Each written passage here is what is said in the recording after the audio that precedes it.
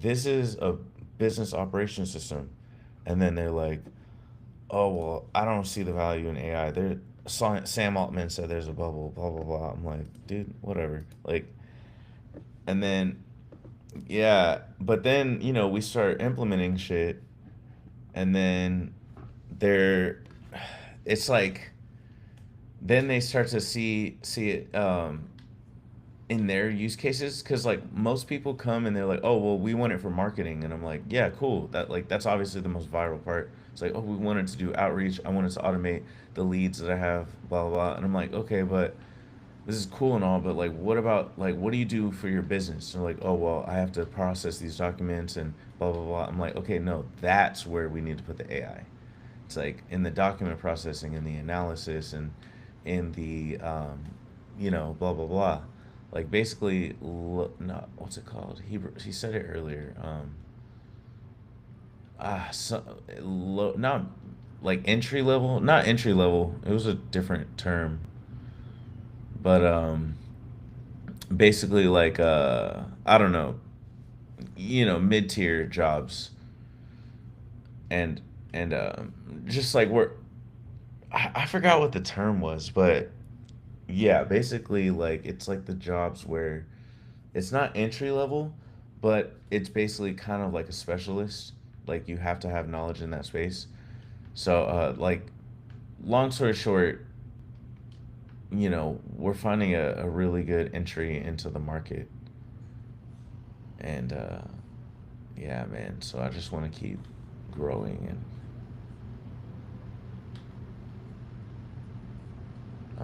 it needs to be. Fuck.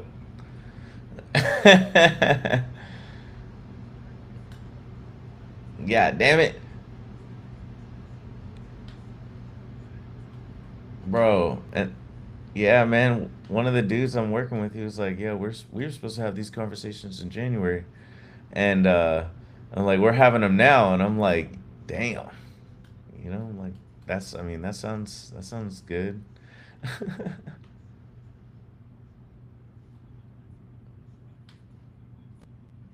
Man, yeah. It's like, yeah, let's start playing in 2026. Crazy, but I, yeah,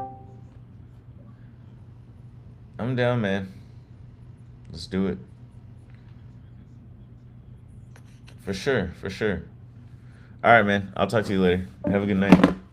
Later, bro. Yo, Bro, what the hell you got fucking going on, nigga? bro, what the fuck you got going on, nigga? Bro, I'm doing my Damn, I presidential got shit. you. Bro, fuck you and your presidential shit, nigga. Bro, why you always talking shit? Cause you a whole nigga.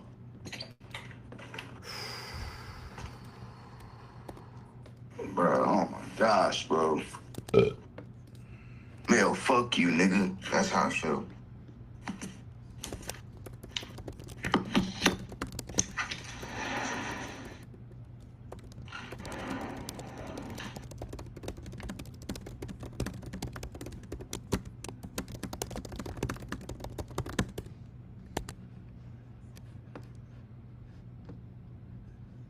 Yo, all right. Can you add the next lead?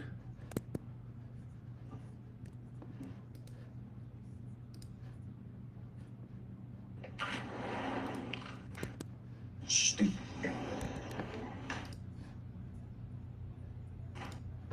Damn, would I be fat if I had some pasta and fried rice at the same time? Yes. Nah, honestly. Come on, man. You can literally do whatever you want. Like, Fuck you, nigga. Say something else, nigga. no, I'm just saying, you could quite literally do whatever you want. Say something else, nigga. I'm crazy as shit, nigga. Bro, what the hell? Alright, alright, alright. Alright, let's focus. Where am I at? Okay, so the main focus right now is to what are we doing? Oh, the pricing, because people need to pay, and we need to do testing. We need to do pricing and testing. All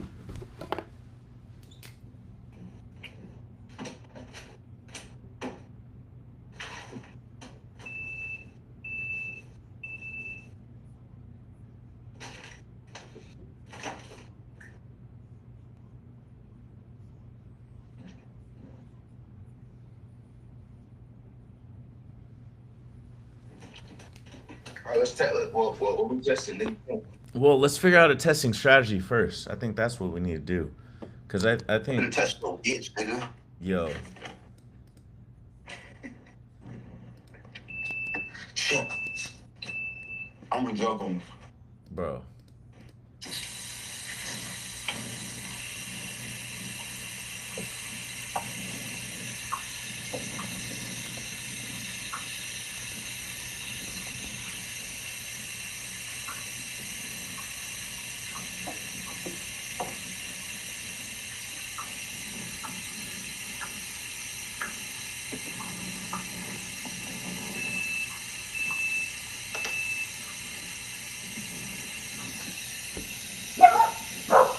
Toby,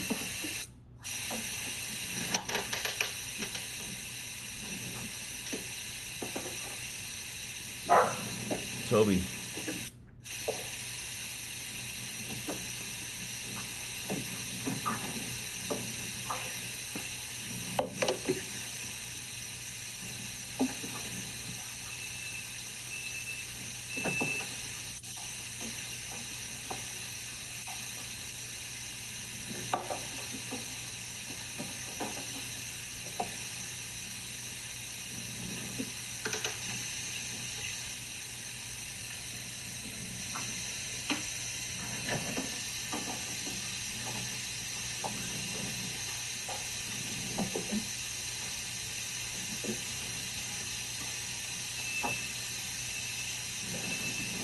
This nigga Mayo. This nigga Mayo dresses like he's only one day old. bro, just hang it up. hang, Gets no his old. hang it up.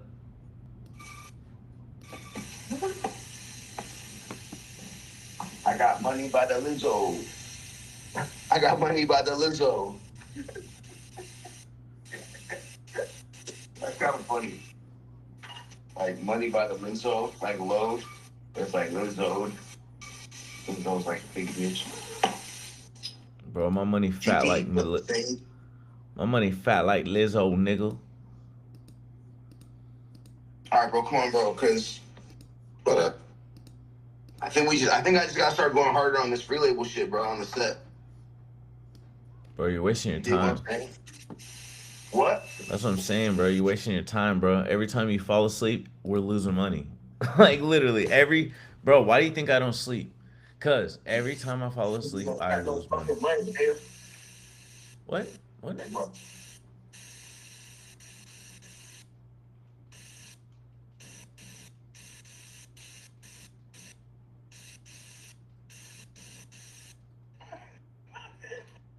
fuck, man. Shit.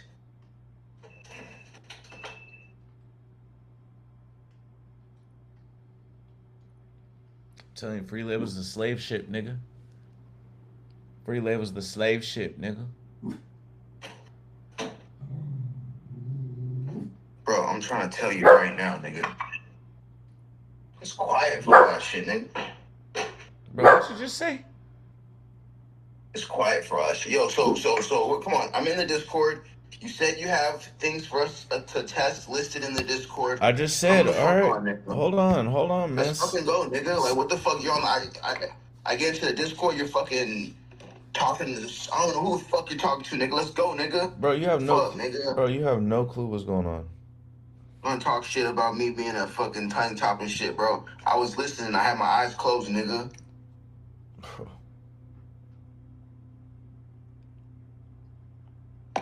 Yeah. Just flashed on your pussy ass, nigga.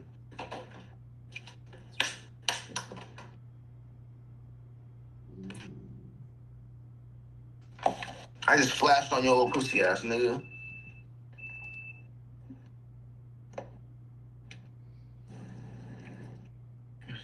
I was looking at that.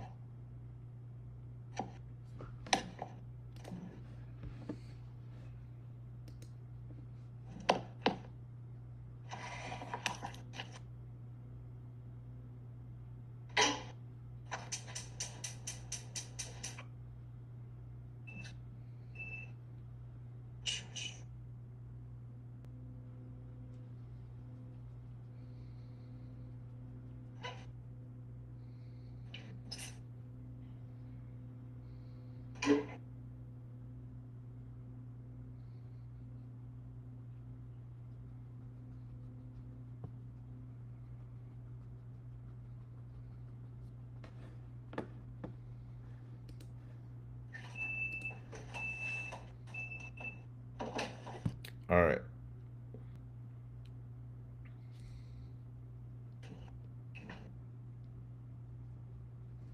All right, bro. Are you so what's good? Are you looking or what?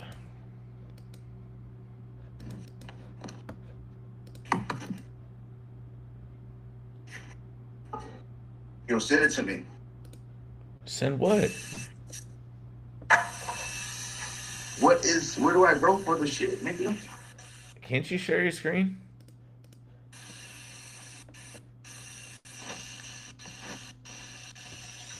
Oh shit, no, I want the screen mirror. Fuck.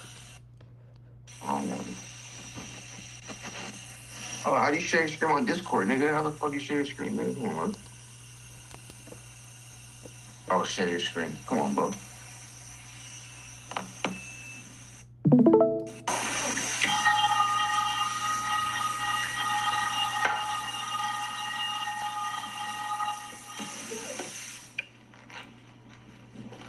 Yo, yesterday I started a fire in the kitchen. It was funny as hell, nigga. That shit was big.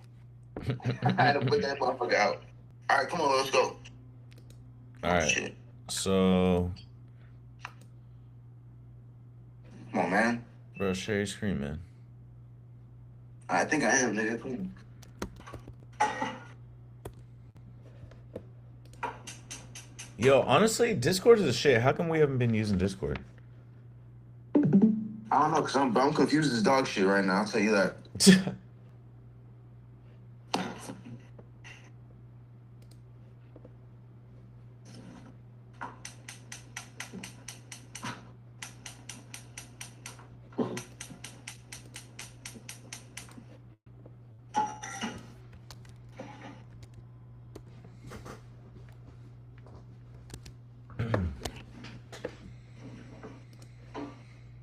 Okay, so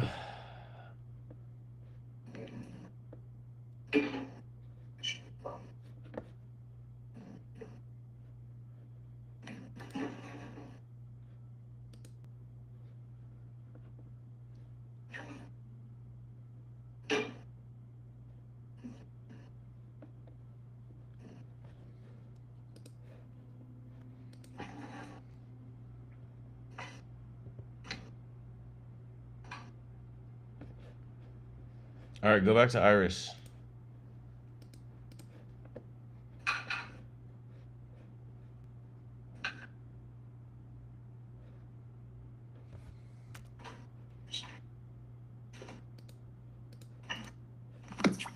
Yo, I'm low key on my phone now.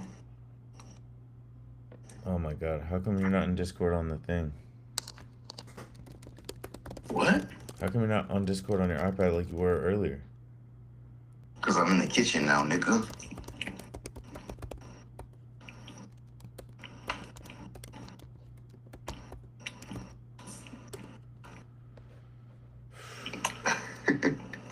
Hold on, let me. Come on, man. Hey, bro, you better chill, nigga. All that shit, bro.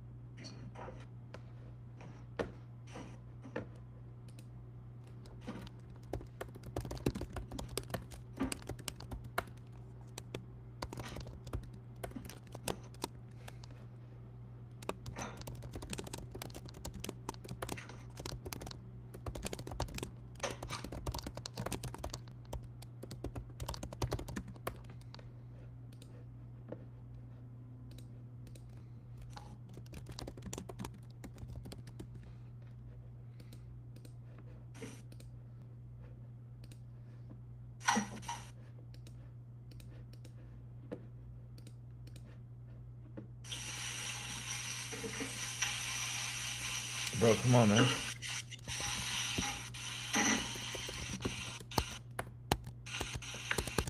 Yo, I really need you to relax for a second. No, seriously. Bro, there's no time.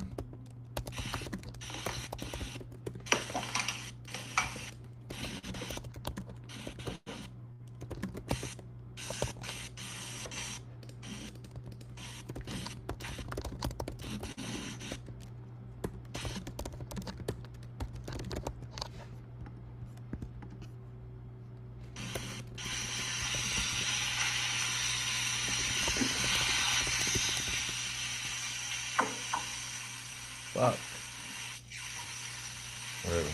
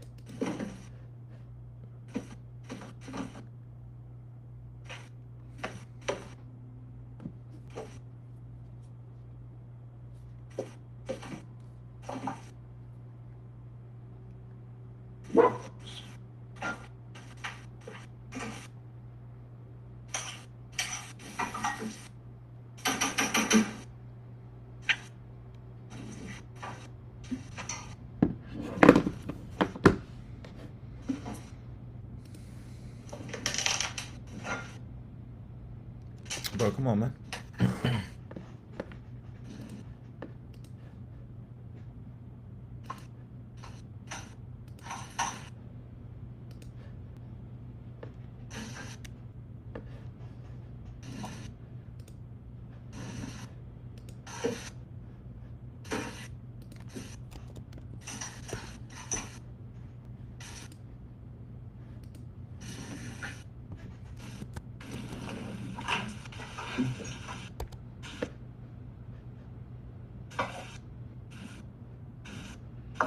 All right, bro, you ready?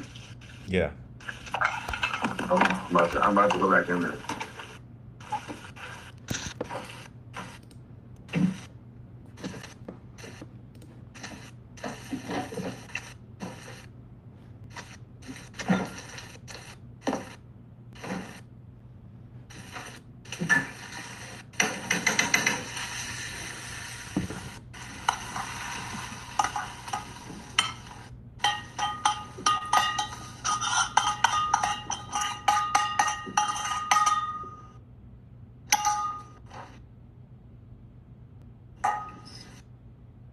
We have got to the point where literally anybody can build a fully working app without knowing how to code.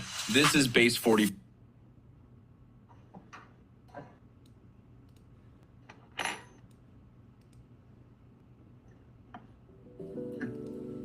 Yo, there's no way I eat all this. Jesus Christ.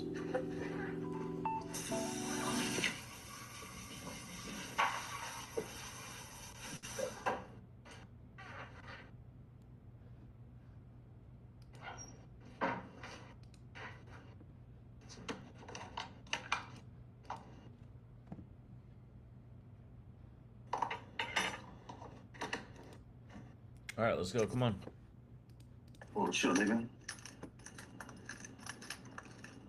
Stupid. Pack your ass up, nigga. Stupid ass up, nigga. Hold on. So, agents. What are we doing again? Pricing. Oh, yeah. Okay, so trial.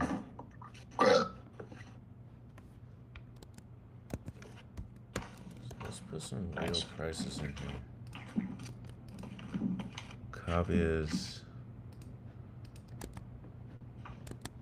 And then go into SQL packages.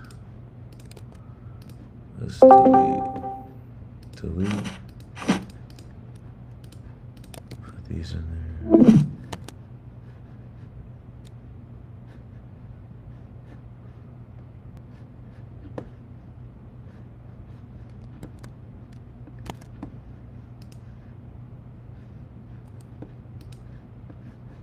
Are you sharing your screen? Bro.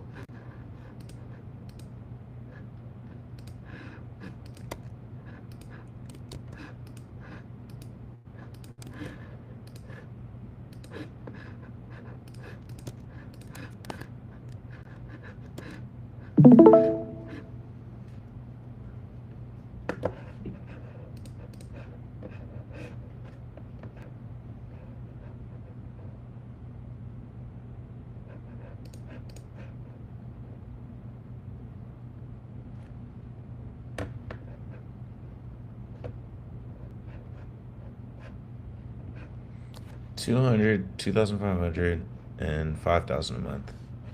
What do you think about those prices?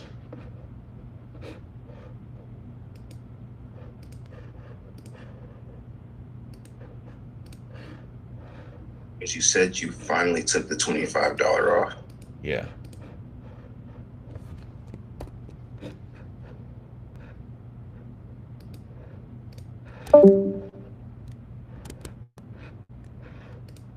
Shit, is that me? Yeah, I think so. Yo, did it take it off the thing?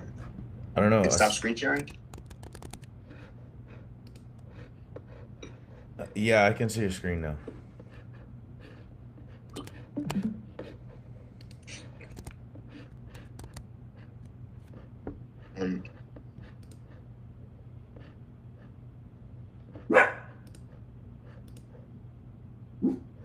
I think it's good, low key.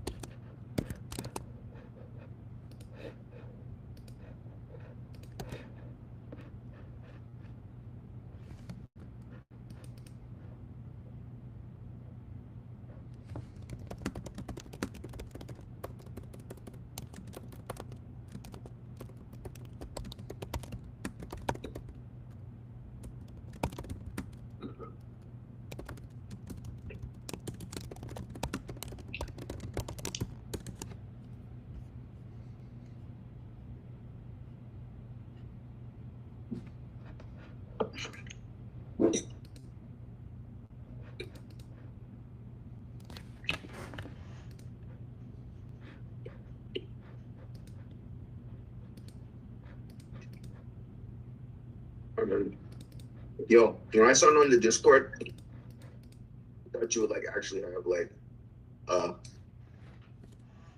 list of things to test.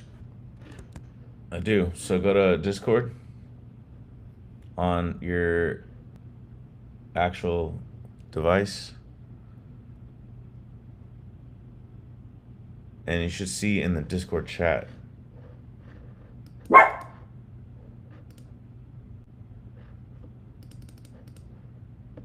What Discord chat where?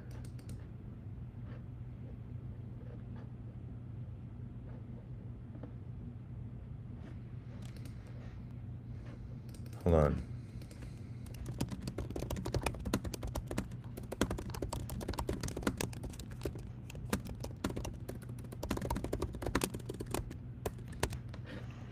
Okay, so yeah, click on free label, the FL logo at on the side?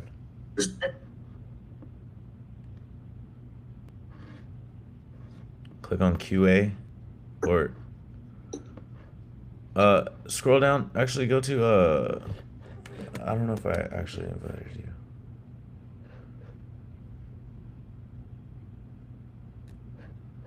I thought I invited you. Go to our chat again. Or no, just stay there, stay there, stay there, stay there, stay there. How do I do this?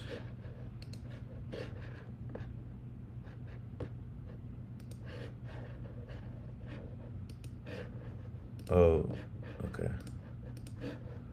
That's what I'm saying. I'm still trying to. It's crazy. Like, been using Discord for like 10 years and I still don't know how to use it.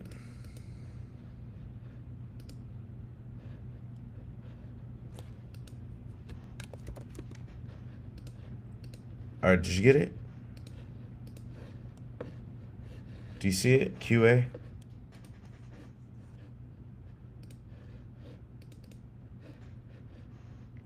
QA testing? You see it? Under admin? Bro, oh my god, bro.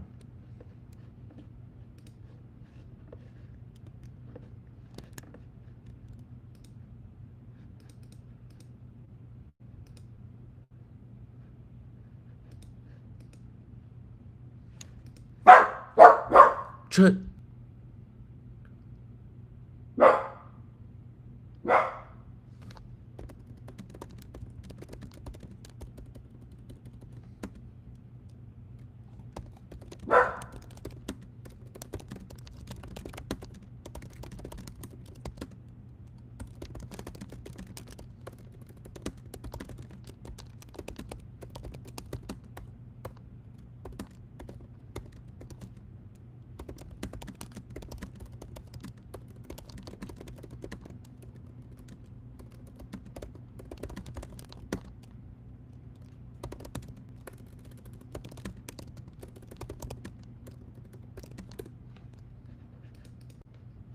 All right, what'd you say?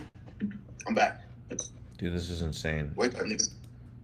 Bro, we might as well just, like, it's like, bro, just click on QA testing. Oh, it was right there the whole time? Yes. No, but yes.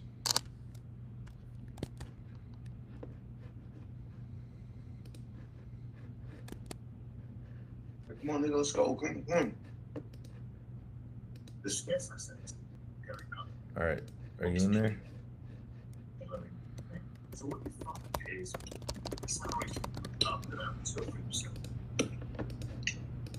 Yo, So scroll up. what?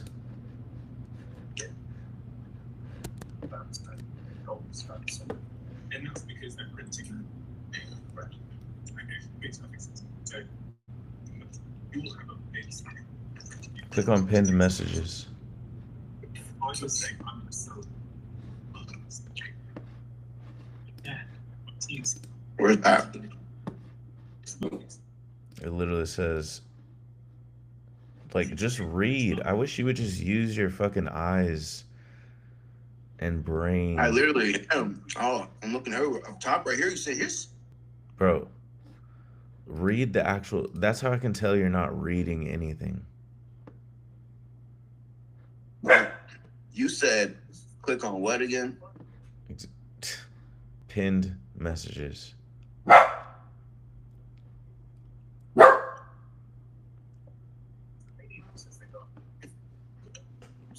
Holy shit. It literally says, bro, oh my god, you just scrolled away from it.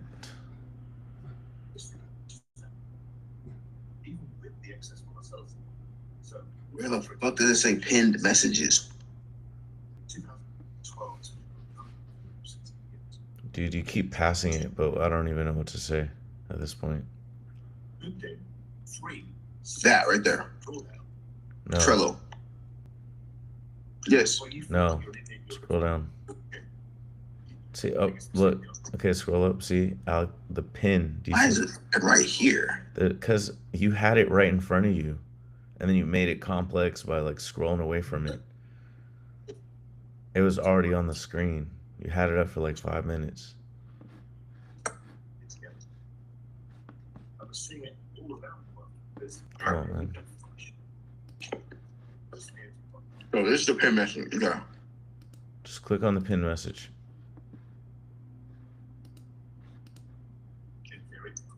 No, that's not. Bro, just close out of that. Click on where it says pinned messages, the word.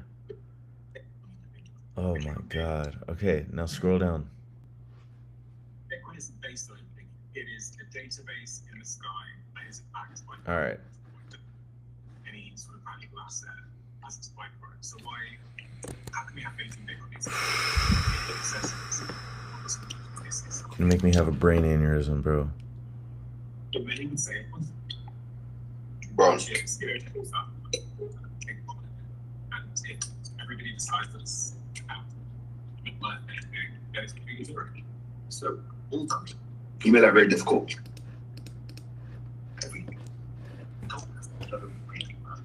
I can build a table with gold, I can rest some things on it, and it's a good rust. If you're building a table of gold, then the value is going to be much less. If everybody's building gold tables, Trump. Yo. So Yeah. really it's just Alright, so social look at click on that link right there. 45%. Like you mentioned, Bitcoin has fallen by 70+% on multiple occasions. Let's go back to the S&P 500. Describe There's a how. lot of people. Yeah. The S&P SPY, the S&P 500, and still lose money. Why? Because when we go through any downturn, people panic and they sell. And if we look at, Bitcoin's, I think Bitcoin's 2009. If we're going to start. I have no idea what the fuck I just did. What the hell? And if we Bro, look just at open up the crash scribe, man. in recent history, Bro, 2020, fuck you. stocks fell by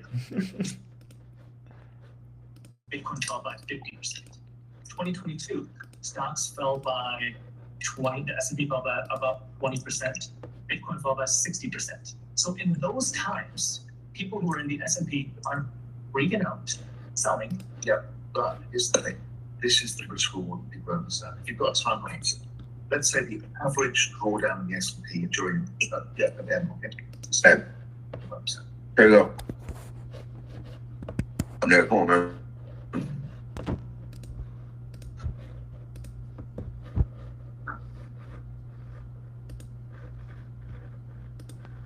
Alright, just read the scribe.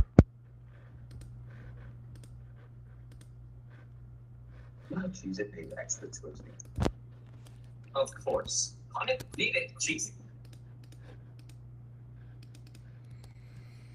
Logic can be really Bro, I think Discord on my iPad is laggy.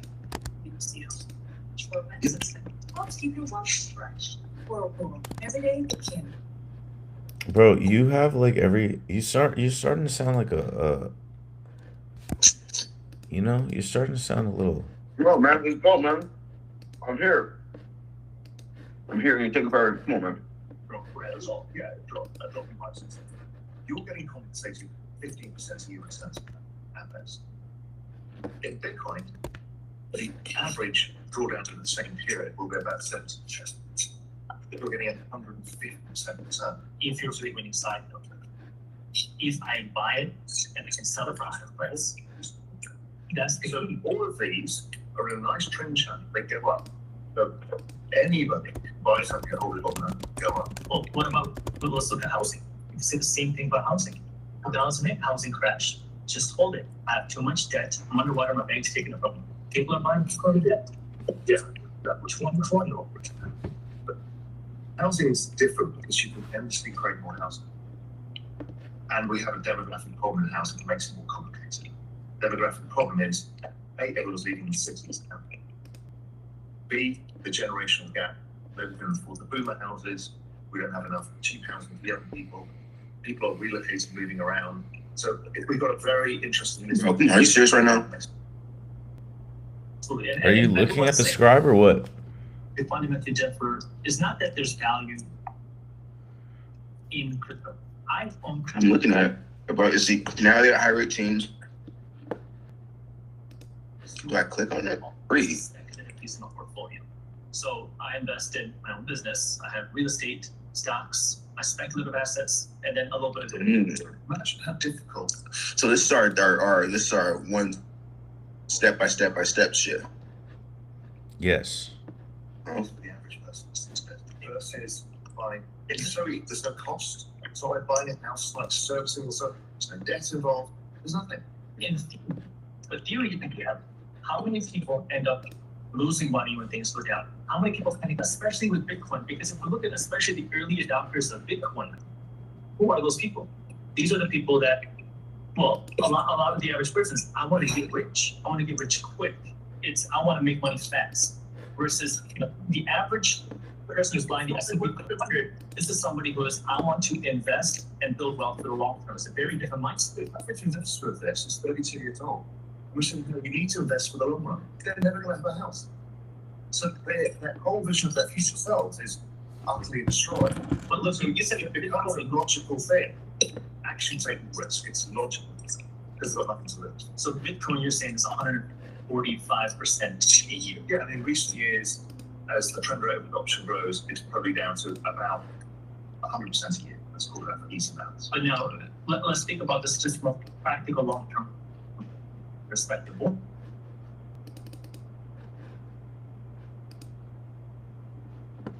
Warren Buffett, he has averaged about 19% a year. Billionaire. And so when we compare a 20% return from one of the top investors in the world versus, hey, Bitcoin is going to give you 100% a year, there's some sense of like, something. But even if funds wrong by 50%, you still have Warren Buffett. To put it in perspective, Bitcoin since 2010 generates much wealth in a short period of time. And because it's not. Yo, are you there or what, bro? What the fuck's going on? Bro, I'm doing another scribe. Come on, just shut up. That's fine. Everybody else. You have this network adoption. And so what it creates is the same chart as Google, Amazon, all of these, just goes up the long trend over time with some volatility. So you've got a secular bull market, which means that over time prices go up for measurable numbers of reasons. And this happens to be the high-performing asset at the time. It's volatile. The psychological minimum impairment rates are very, very hard. I think 70%. I've gone through 3 of those. They're hard. The problem is, just like with real estate, everyone has said real estate only goes up. Well, how do you make money on real estate? You make money when you sell, or you lose money if you sell. Ultimately, this comes down to that: you make or lose money only if you sell. Well, what about everything along? And what if I need to sell those jobs? A lot of people lose their income. A lot of people need that money during that time. And so now I'm desperate or I'm panicking. There's 2 things happening. And now maybe it's the end, and I go in, and now I lose money. Thinking that I'm going to make up. I think I can appreciate your love for cryptocurrency and your 100% concentration in cryptocurrency because you're in your city. Right. I've got my, tournaments so far our good needs taken care of. Right. How's that going to be debt? It's easy for me. I've got multiple sources of income. I can take that. I'm not saying that for everybody, but I can also understand why a 25-year-old can do that too, because they've got nothing to lose.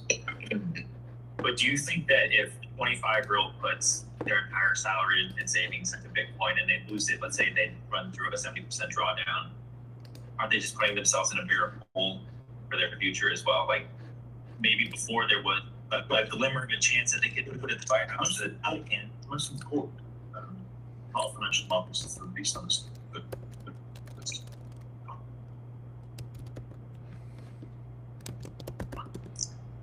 It's not.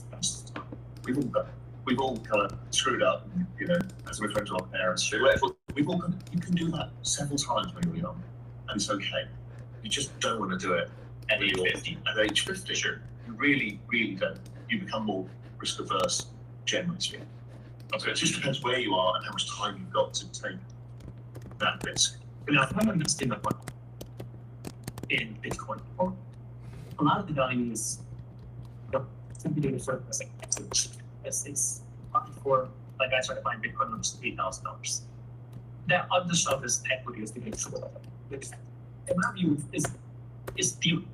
It's not actual money in my bank account. It's sitting there waiting for me to sell. Oh, and then the seller's going to be a profit. Versus cash flow. If I buy a dividend-paying stock, It's a dividend-paying stock. some companies have big profits. For example, McDonald's has billions of dollars in profits. There's three things that they can do with that cash. They can save that money for an emergency. They can take some of that money and reinvest it and open more stores and create better Yo.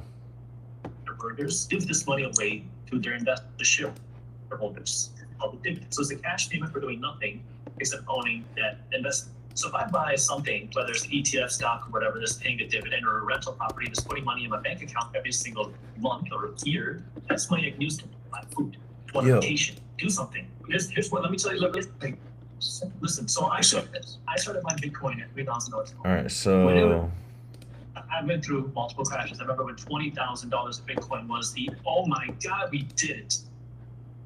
And once they hit around 70,000, I looked at this and I said, wow, I have my real estate, my stock, my speculative, which is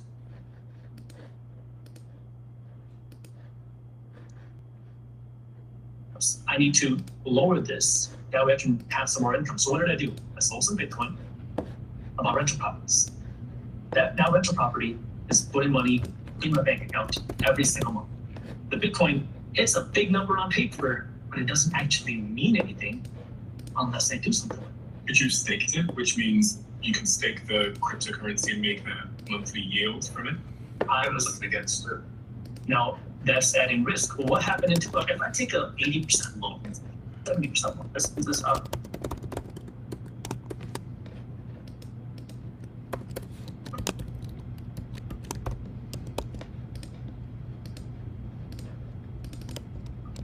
Now I'm underwater. Now what? Now the bank comes knocking on the door. Margin man. call, you're forced to sell things a bit closer on my Bitcoin. Disagree. And really speaking, people should have the ability to have cash flow or cash for if things go wrong, right? That's really a super important thing, to be able to have a long-term view, to be able to invest in startups or to invest in crypto or technology, all of this stuff. That makes sense. But I just don't think yo, what's going on, man? Are you okay mentally? Are you good? Oh shit, sorry, Toby. Bro, what is up? Where are you at? Are you with us?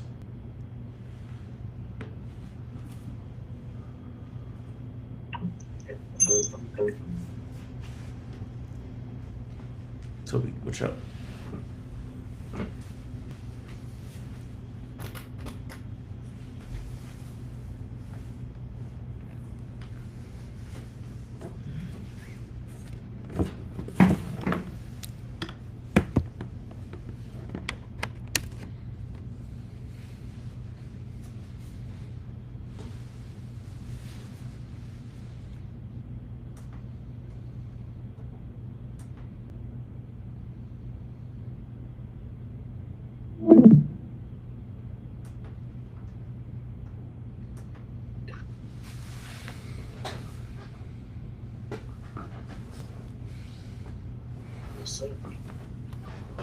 Yo.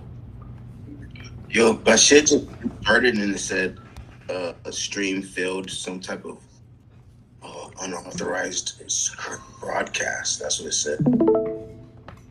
What? It just kicked me off of Discord talking about an unauthorized broadcast. You do it consistently, want that from month year for year.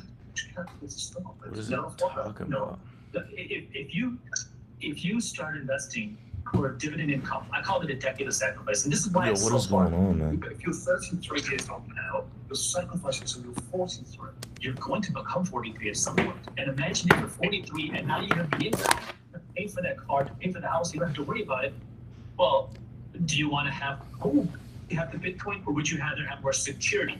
Again, Bitcoin, in my perspective, Bro, I have no idea how to get back to where I just was at. And I'm not saying don't buy it. I'm saying In message message. portfolio Over here. where you understand you are arguably one of the top crypto experts in the world. I'm not. I also am not the expert in the world. I'm also not the real estate expert in the world. What I know is I'm probably going to be wrong. If my stocks crash, I have my real estate. If real estate crashes, I got my stocks.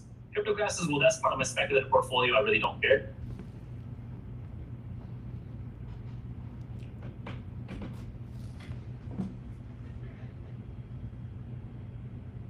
And if I know crypto crashes, I know real estate crashes. But if you're not starting with a lot of money, your strategy is the strategy of the richness.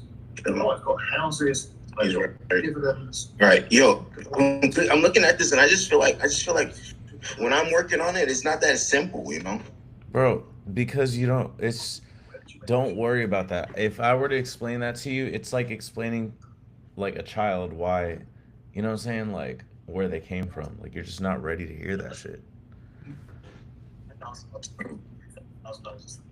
Bro, I'll crash out on your ass right now. This is a potential return.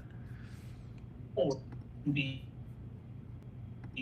conservative or a hybrid. And not everybody should be taking all the risks. Bro, come on, man. Because Bitcoin has risks. And again, who owns it? The government could come in and change Bro, policy. share your screen. I can't see your screen. I just feel like, Bitcoin. dog, I am sharing it. People could I stop can't caring see about Bitcoin. anything.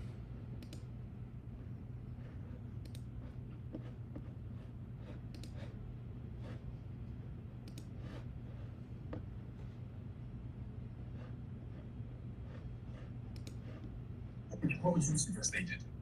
My take on $1,000 is as has changed over the years. I used to say you can invest $1,000, but as Raul probably mentioned, 10% on $1,000 is not that much, right? So like, you know, if you invest $1,000 in the S&P 500, you get 10%. Next year you'll have $1,100. That $100 is not going to change your life dramatically. So if I had $1,000, I'm investing in myself, though trying to improve my skills to make more money at some point. How exactly would you do that? When I was still coming up, I was trying to go out of courses online. So I tried to figure out different types of skills that I could use in the marketplace. So I took a AdWords course back in the day for like Yo. 100 Okay, cool. bucks that taught me how to do Google AdWords. I was trying to consult for businesses out there to try to make more of an hourly income on the side. Good. That's really what that's there is Google was an advertising platform. Yeah. But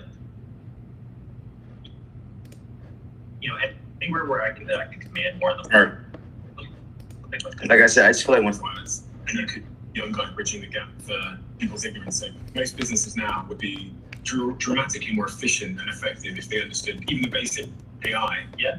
So like a kid could take a course in AI. And do you know what's crazy? If you read the top 10 books on AI, you'd be in the top 1% of the world in terms of knowledge. Yeah, I mean, if you just read the instruction manual of how ChatGPT or Claude works, you could probably be in the top, 1% of prompt engineers, right? And that could be a value to a business or service, right? So That's probably where my career came from. Was we were the kids, 18, 19, 20 years old, but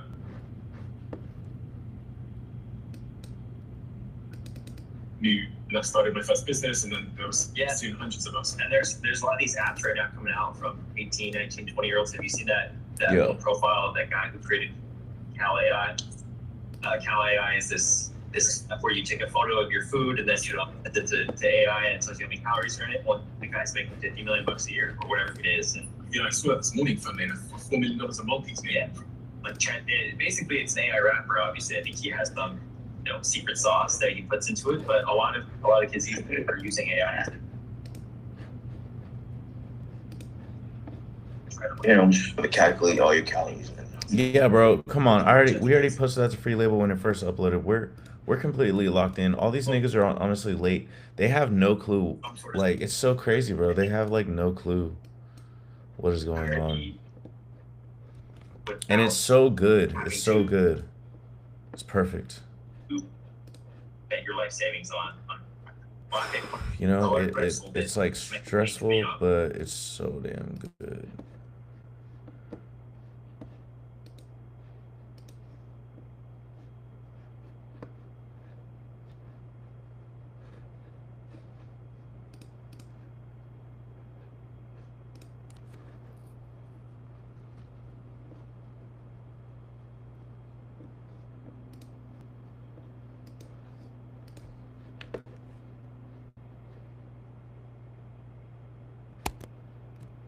Yo.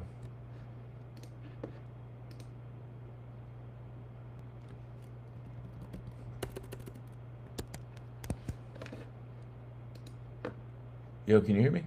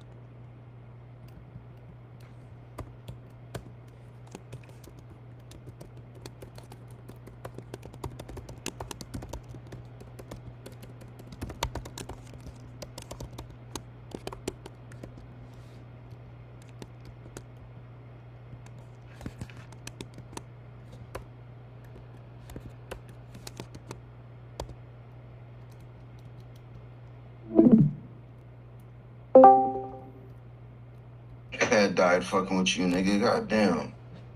Months. I'll then get 3 months. And he real.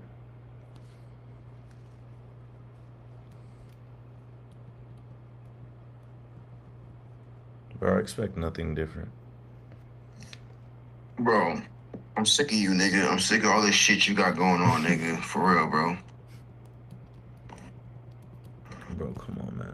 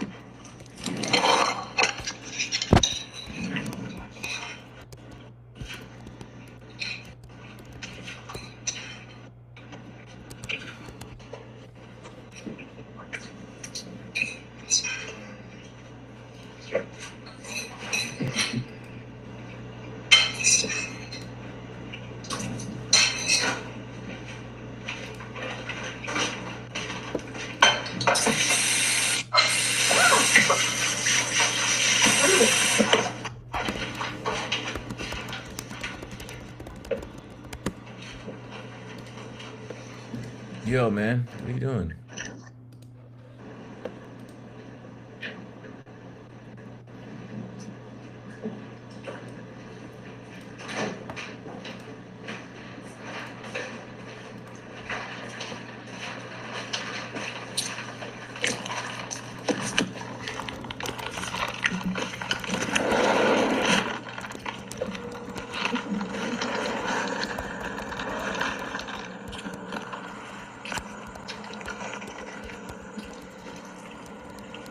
Are you ready? Yeah, man.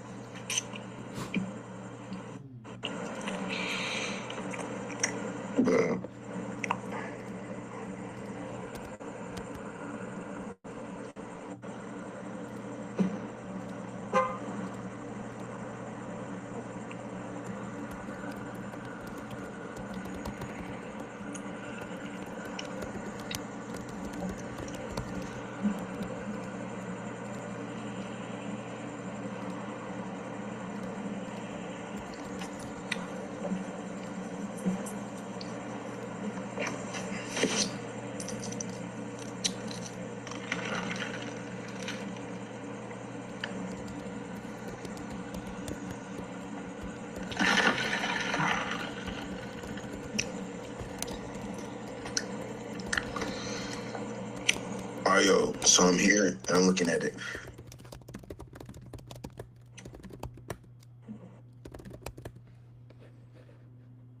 Yo, I can't see your screen anymore. Oh yeah, okay. So now keep looking at it. So remember how I said right now, What's more important over everything is looking at our testing system rather than actually testing.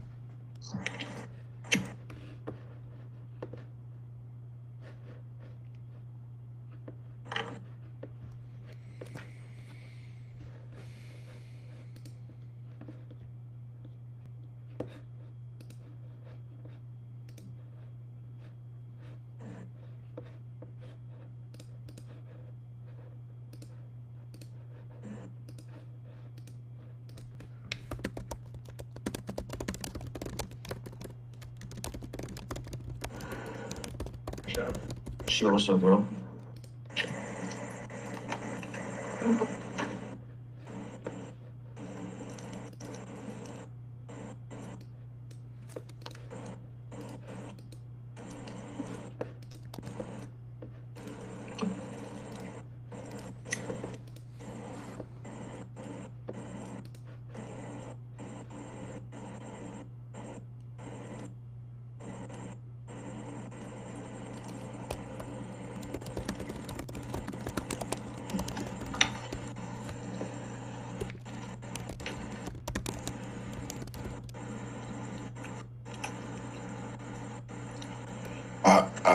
Enter your response.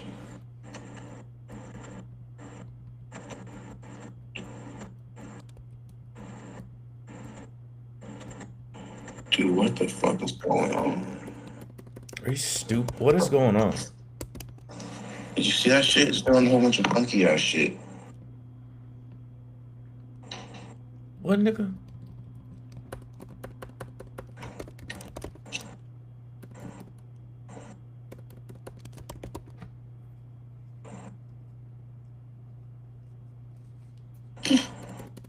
Uh,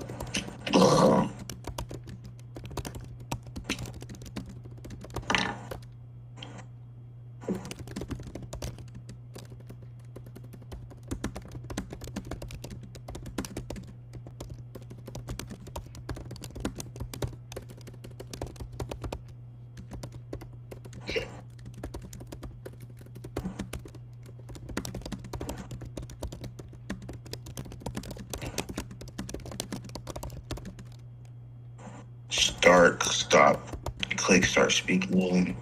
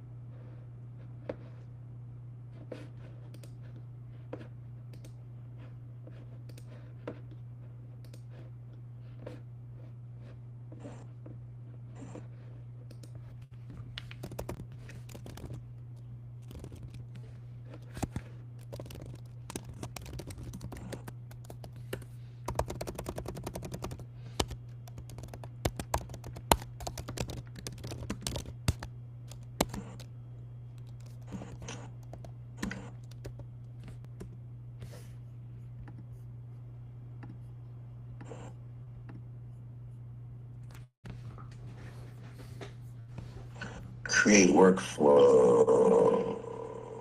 Come on.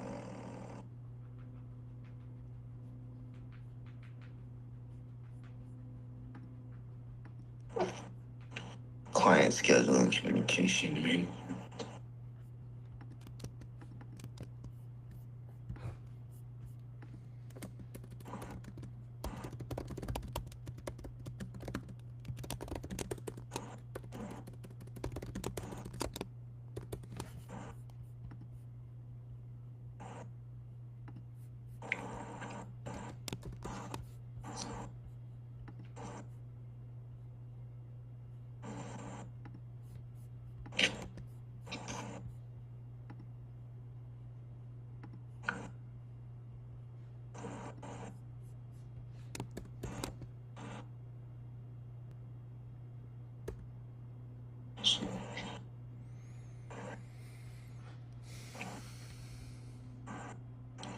Create workflow.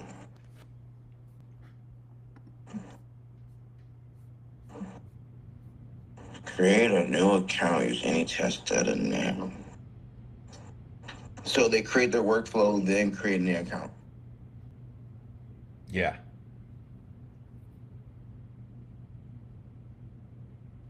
Click create account.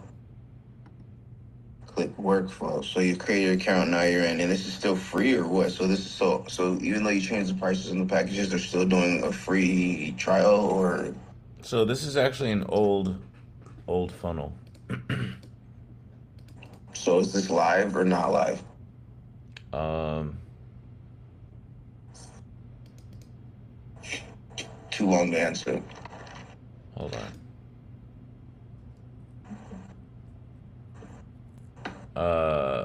What? No, this is not live anymore, but this is basically the same flow. Like it's gonna look a little different, but it's the same flow. You know what I'm saying?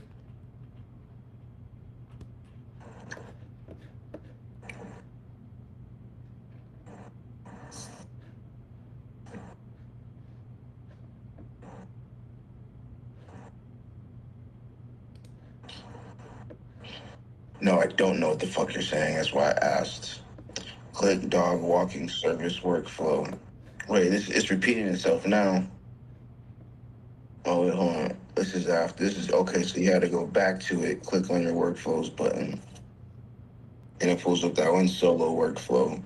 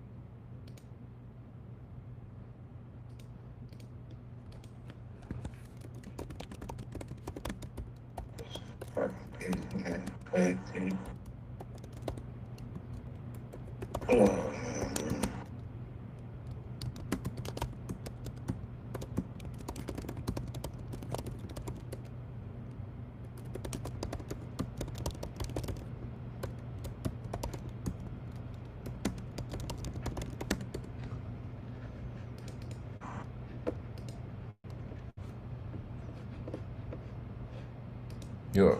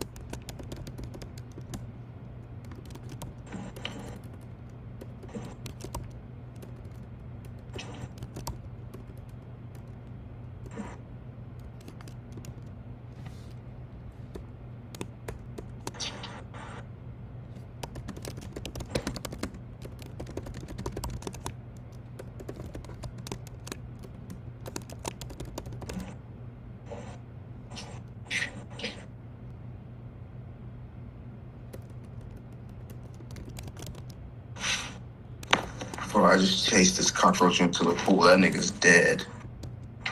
Oh my goodness.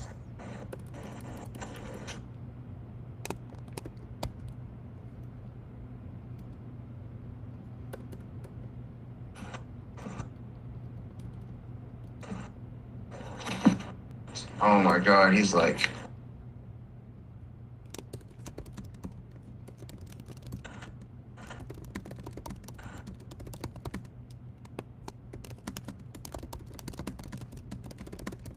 Shit, he's smart. Oh fuck, no, he's not done.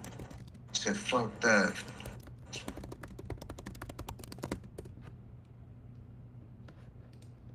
I need to stay on top of that.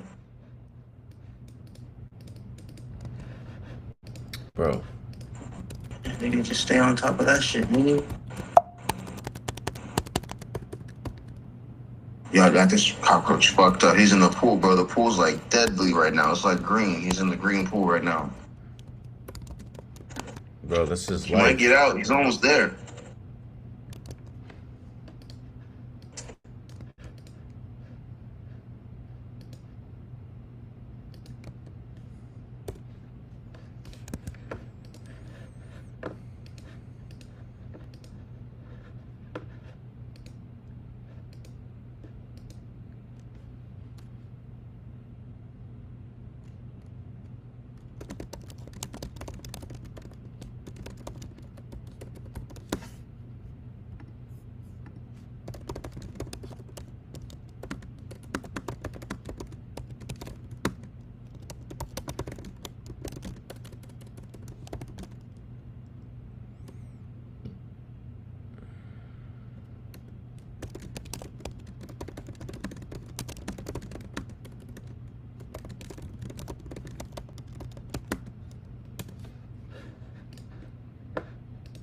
Yo.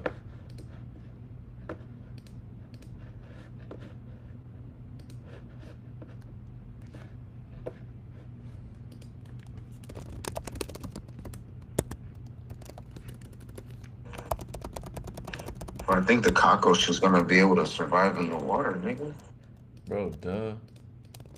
You think he's going out sad? Oh shit, he just climbed up the wall too, nigga. Oh shit, he's on. Oh my god, nigga, he's out the water. He made it out, nigga. Should learn. Should learn something. Wow, I just had to step on him. That's He's how. gonna die anyway. He's gonna die anyway. No, that was, all that shit he was just in. No, that water was no good for him. That's crazy. That nigga got out that shit though. Whoa.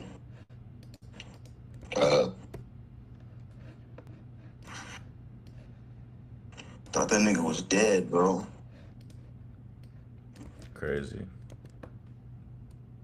Well, he is dead, but.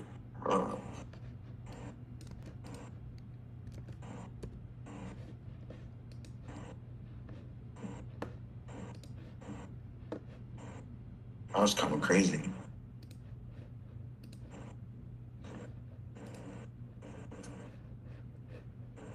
Come on, man. All right, yo, so I looked at the workflow. I feel like, you know, when I'm using it, it's not that easy, but like that's some other shit. But I kind of, fuck this.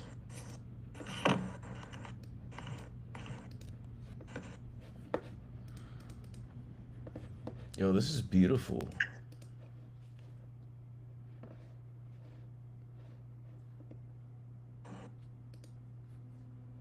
Bro, all you gotta do is read a document. There is no using it.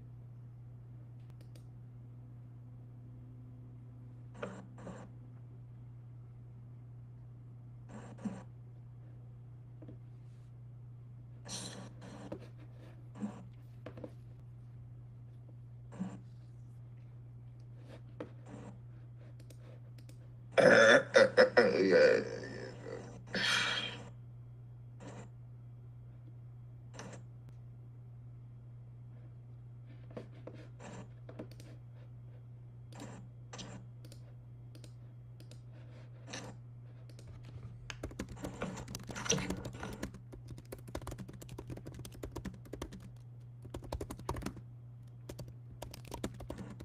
Yo, come on, man. What happened? Where we at? Keep. Are you? Where we at? Are you learning? Like, that's a human. That's I a. guess. Yeah, I feel like I already knew this shit. I feel like I just had a refresher for like the 8th time type shit. You know what I'm saying? Really. That's how you feel.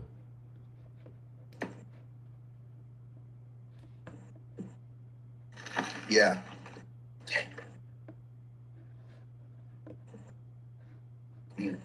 Mm. Mm. Bro, I'm addicted to water, bro.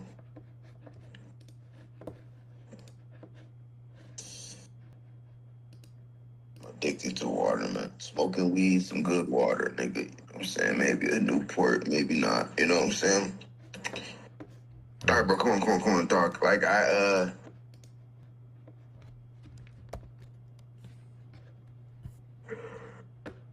feel like there's a part I still don't understand, right?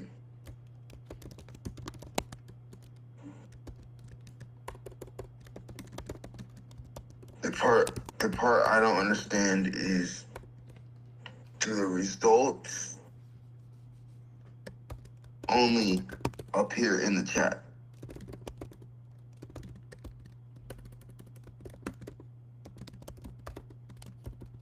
Hmm?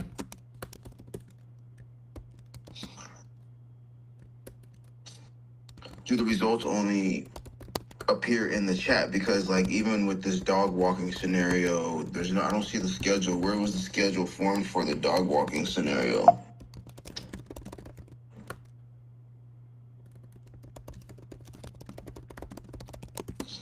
That makes sense, or no?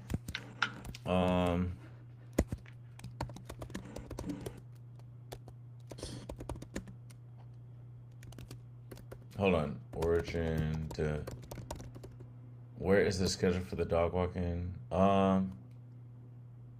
So where was that result be prompted at or generated to? Like the AI, so whenever you create the workflow, it's the AI agent should create create a schedule and then add it to the memory. You know what I'm saying? So like during the workflow, it should create the schedule. So then where do I go to refer to that schedule? Where do I go to see that schedule? Into the memory. And and in the memory is where that schedule is generated, and that's where I'll go to every time I want to refer, or it will. We gotta have a notification system at some point, huh? Yeah, that'd be smart. Like where we send notifications of people. When things are Because I done, mean, when things are done, when things are coming up, that'd be super smart to do. Because why these don't are you have long. that already? Because you don't contribute. It's only it takes it. This is what it takes for you to contribute.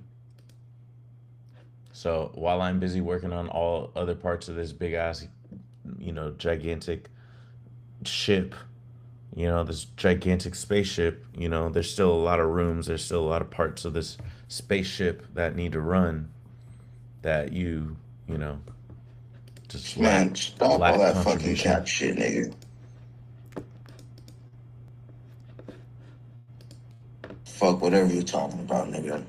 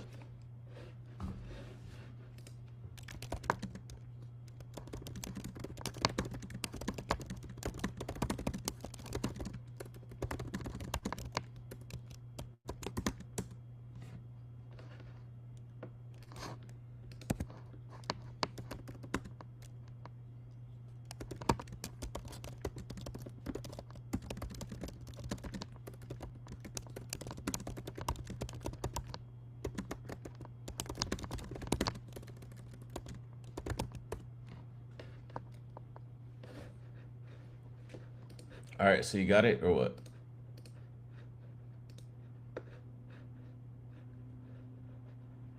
Yo, What's up? you got it or what?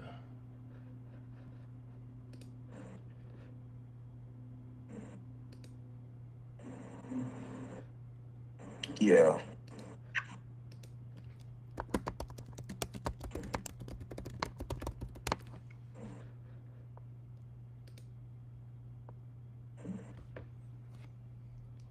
creating a new demo right now.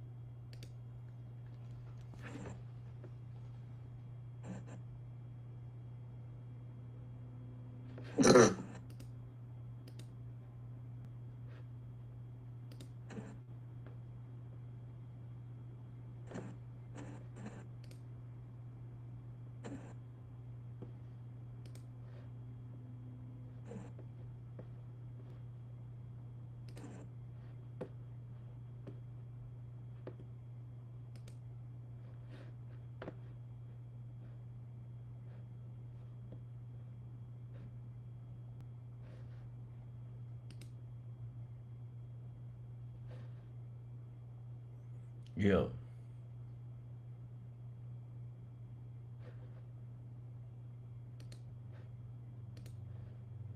Yeah.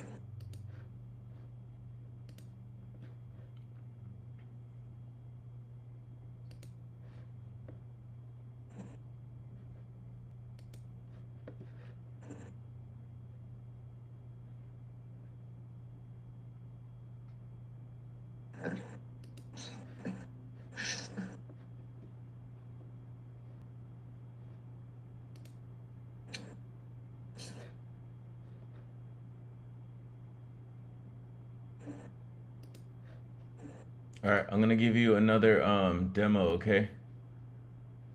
This is gonna be some insane shit.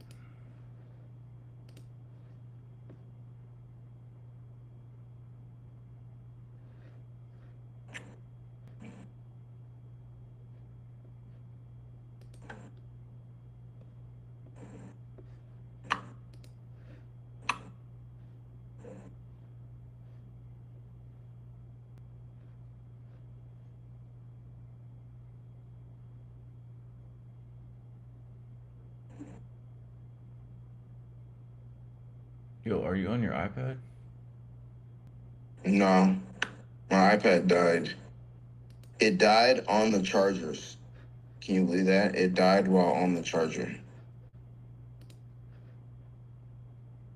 Can you hear what I just said? Yeah, it's crazy. It died on the charger, nigga. I have it charged. It's plugging up and it's charging. I'm using it, and it's fucking died on the charger, nigga.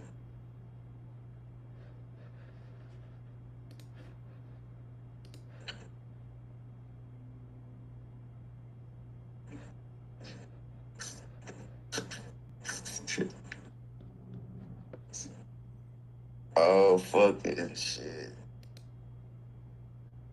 To enhance the Notify Dog Walkers card, let's expand on the notification process by providing detailed templates. Examples: and context that will make the communication more effective. Expanded notification process. Purpose of notifications. The notifications serve to ensure that dog walkers are well informed about their upcoming appointments, equipped with all relevant details required for a successful walk. This includes timing, location, any special instructions or considerations for the dog, and contact information for the dog owner. Notification templates. 1.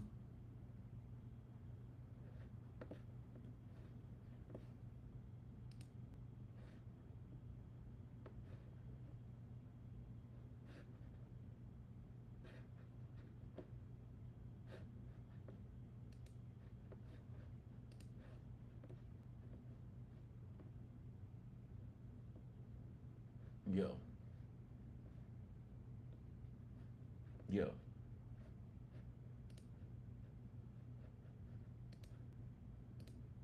What's up? All right, I'm gonna send another one.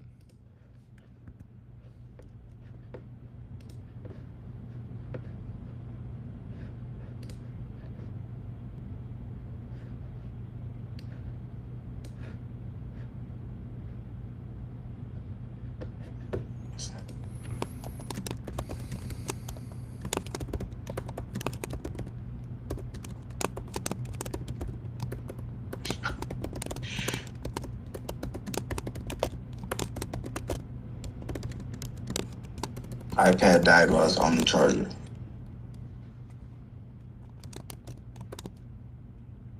Like it turned off. Shit turned off.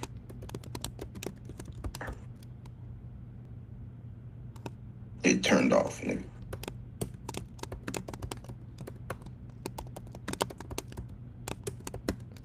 Why? What the fuck?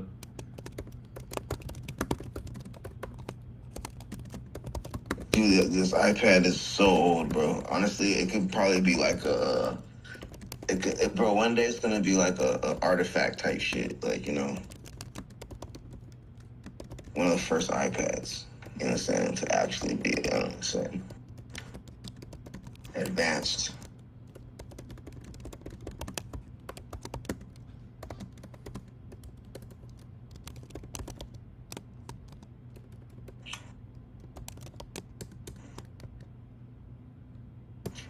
All right, I put it in there.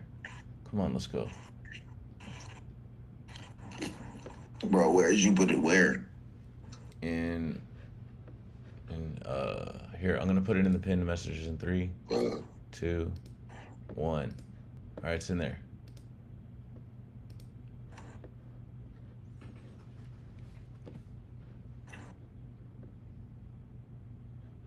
But what does you mean, create a dog walking workflow and enhance notifications? What the fuck is that?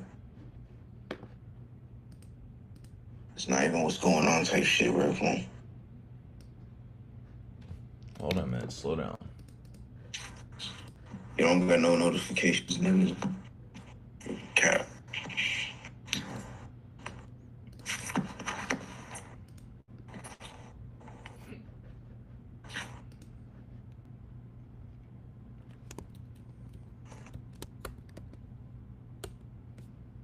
All right, check it out now.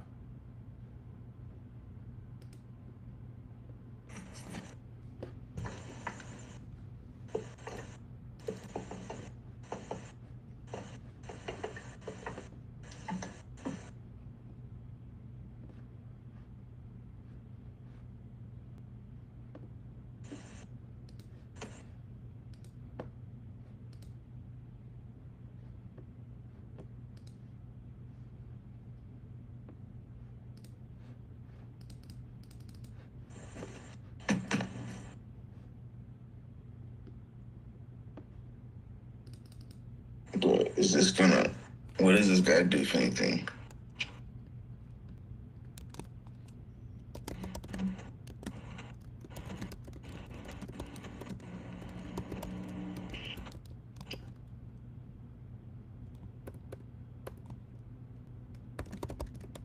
What the fuck?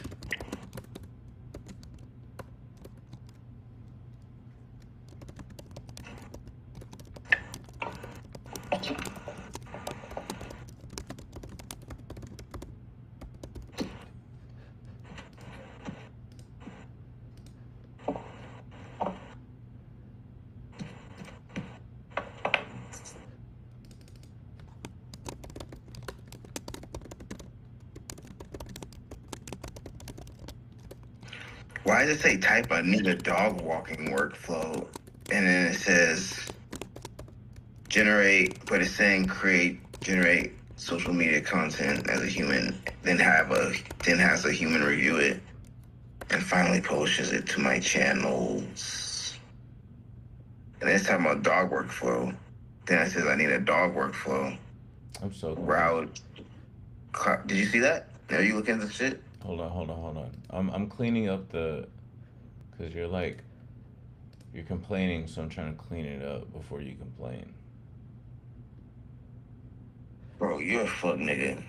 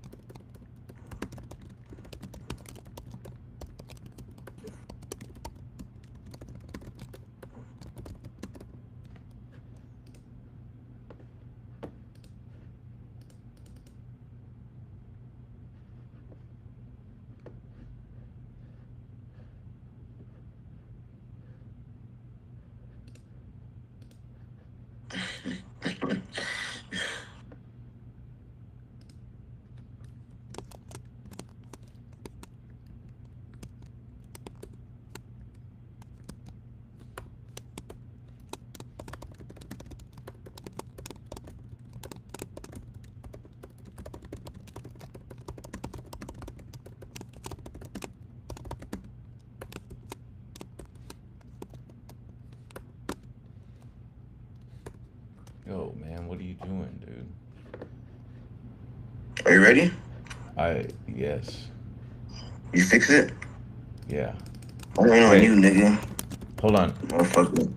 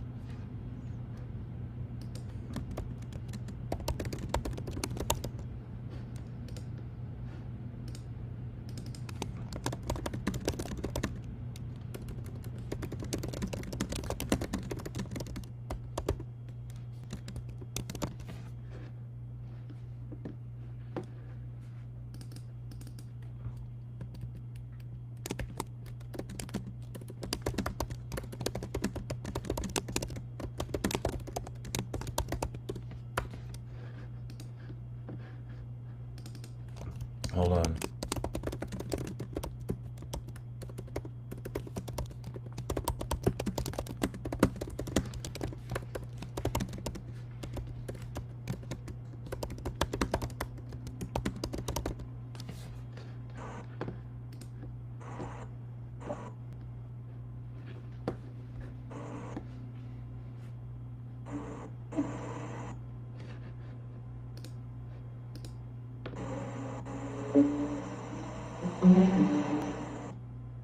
But what does the dog walking workflow gotta do with anything? Hold on, man.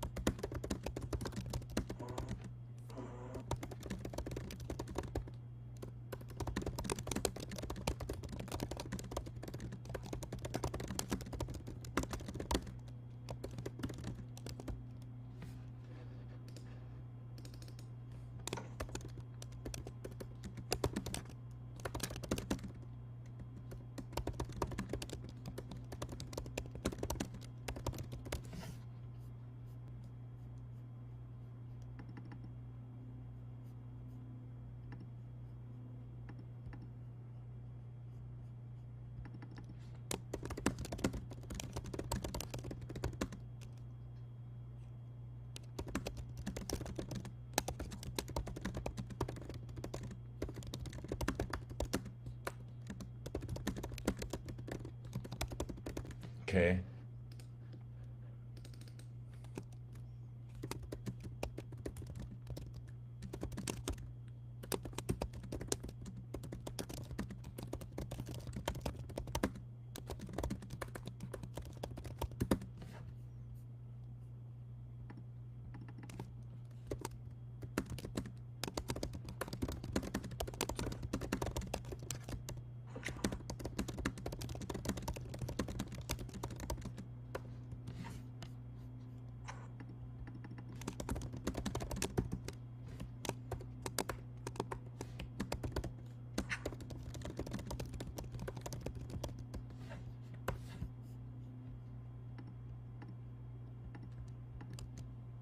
Bro, come on, man. What's happening, bro?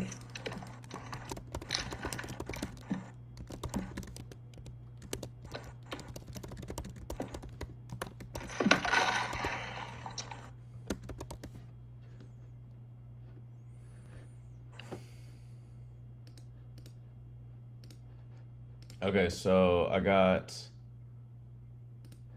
the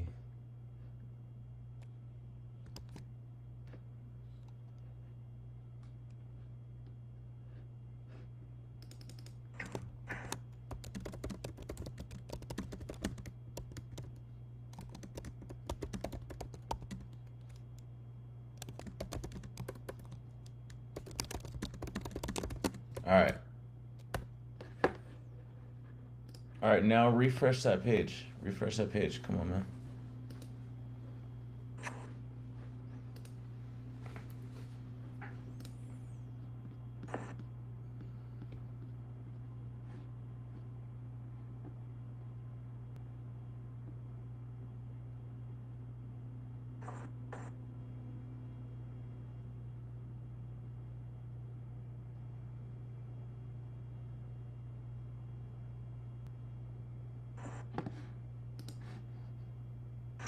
Confirm that the AI agents plus human agents. What the fuck does that mean?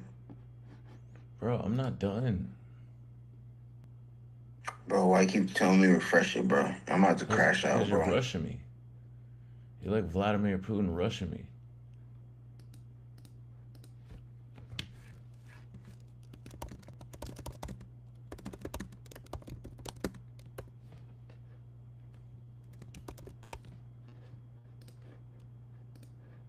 All right, bro, go back. What are you doing, dude?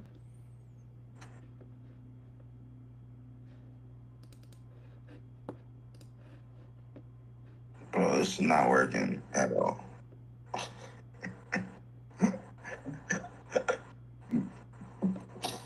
What's not working?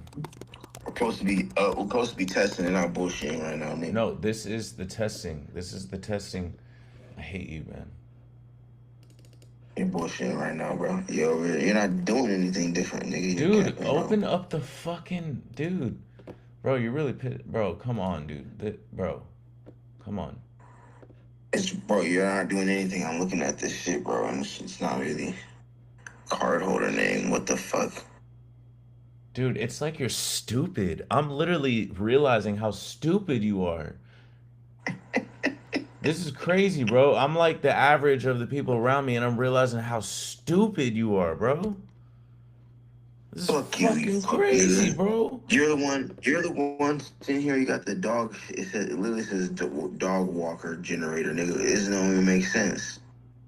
Look, it says need a dog workflow. We're not creating no dog workflow. You're creating a fucking workflow that can fucking curate fucking social media content. Then it talks about dogs. It's crazy. Then it says confirm that AI agents plus human agents are created in the workflow steps. Oh, you just changed it right now. Trying to feel save the workflow. This is crazy. Look, and then the shit keeps refreshing, bro. What are you clicking on? It keeps doing that by itself. I'm not clicking on anything. Every time I'm scrolling, it just does that by itself. Fucking retarded ass shit you got niggas on. Crazy. Start trial.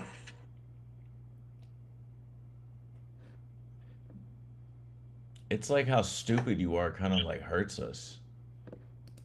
It's like your stupidity actually is slowing us down a lot.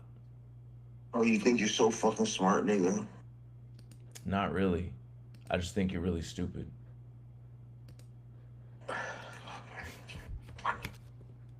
Hey man, at least I'm not ugly and I can dress, nigga. You know, But that's all you got, man. You got that one, I can get you real far out here. You know what I'm saying? bro. Not far enough, Get you real far, nigga. You know what I'm saying? bro. Come on, man.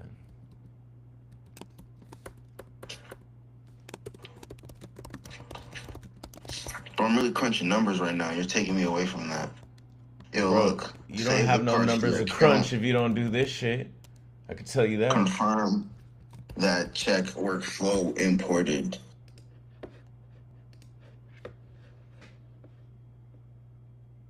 See, it did it again, bro. I don't know what's going on. How do I stop that shit? Stop making the workflow so long, nigga. Look, I can't even use this shit, bro. What's going on, bro?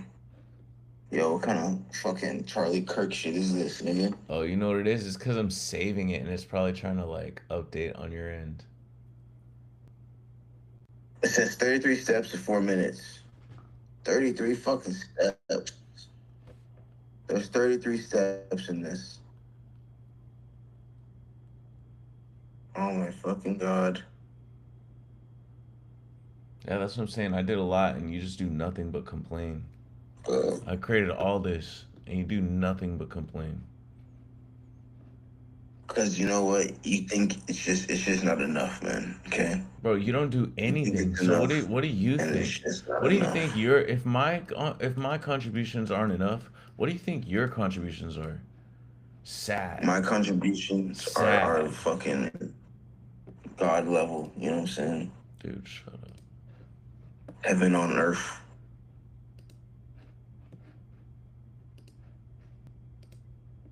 Bro, fuck. Okay.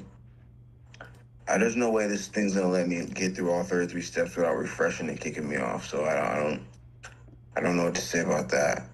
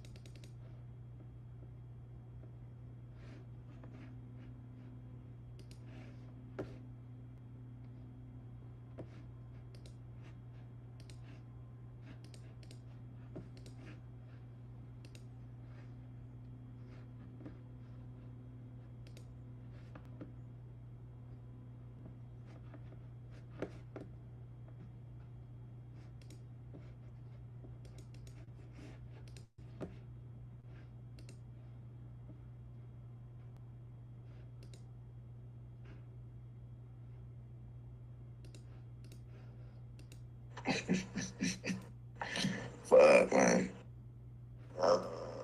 See that.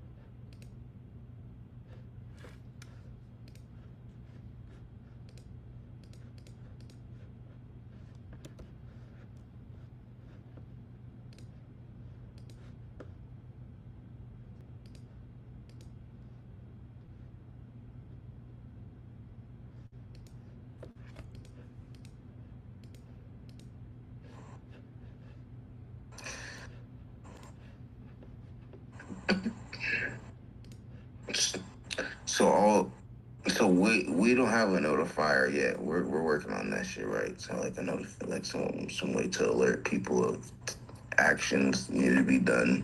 Yeah. Where would that alert be sent to? I don't know.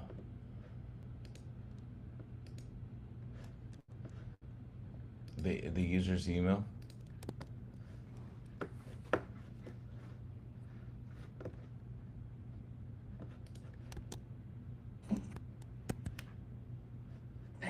People are emailing like that. You think Huh? people are emailing like that? Yeah.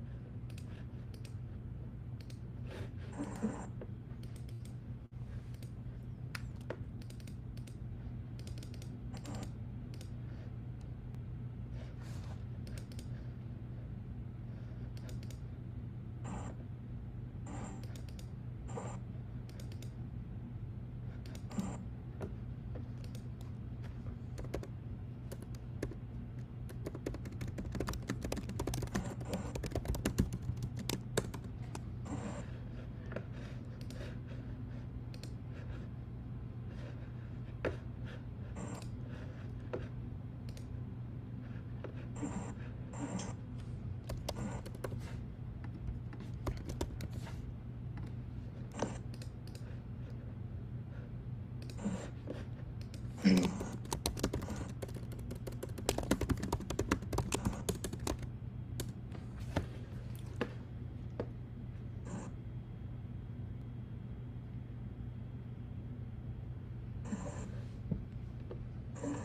It says click append this content to the current memory card. Append.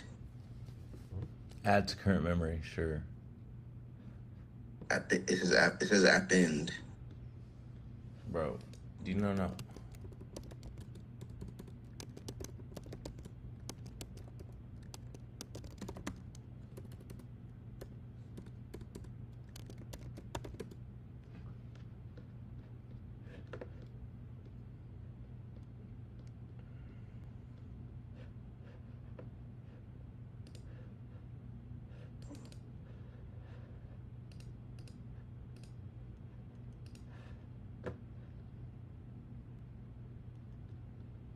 Yo, I can't believe you fell asleep in the meeting, bro. You gotta shown up in last place. That's crazy. So now every bug is probably gonna be like, oh yeah, he's probably sleeping in the damn shit. Bro, I can't believe you, bro. First of all, nigga, I wasn't asleep. Dude, I'm about to post. I can't even post the damn videos, man, because you were asleep, nigga. Look, it's probably gonna crash right now in 3, 2, 1. No, it didn't. Bro, stop fucking, nigga. I wasn't asleep, you fucking whole ass nigga.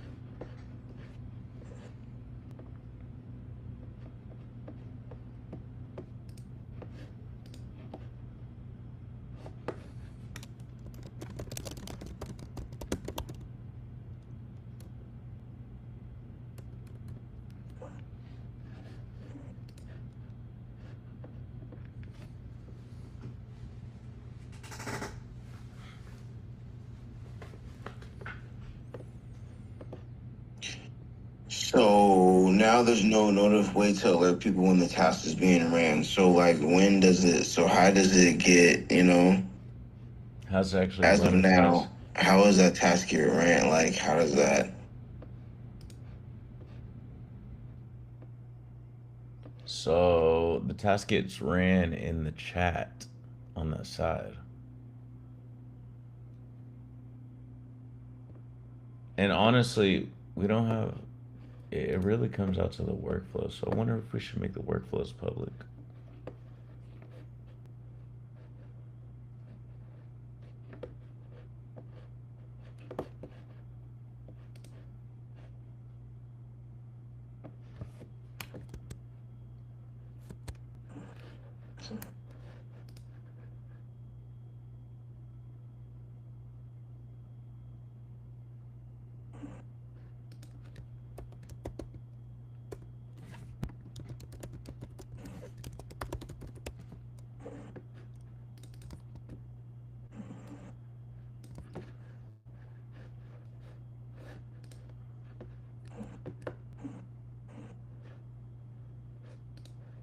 See, now you're asking the right questions.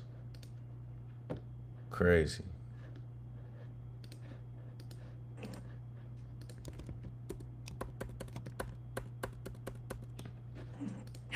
bro, you're psycho. How about that one, nigga? How about that, nigga? So I've been told. All right. You don't even look at them, nigga.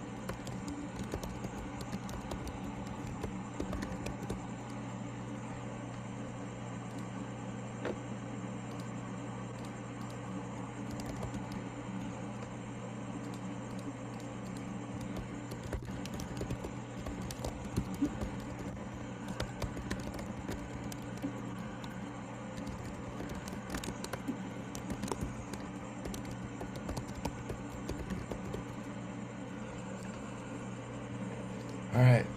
Yo, what are you doing, man? You ready? Already. Yo, so I see it. I see it, but But it don't see me though. You know what I'm saying? Bro, what are you even saying right now?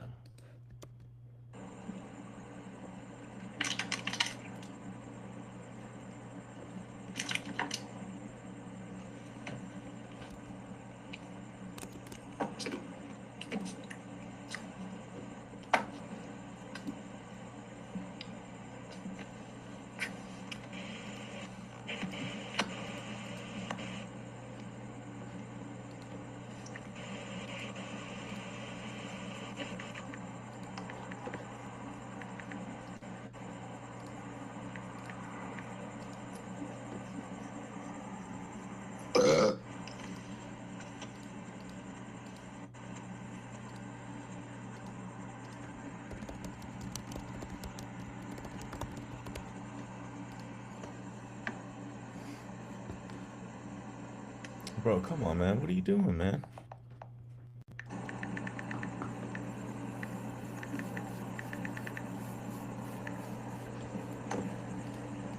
You see that number? Bro, stop with the cap. Stop with the fake shit. Like, I'm over it. Come on.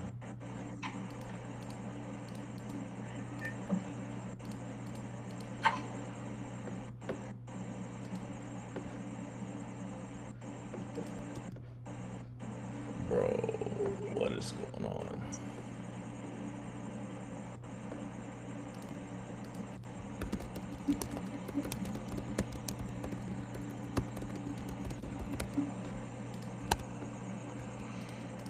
$1.69.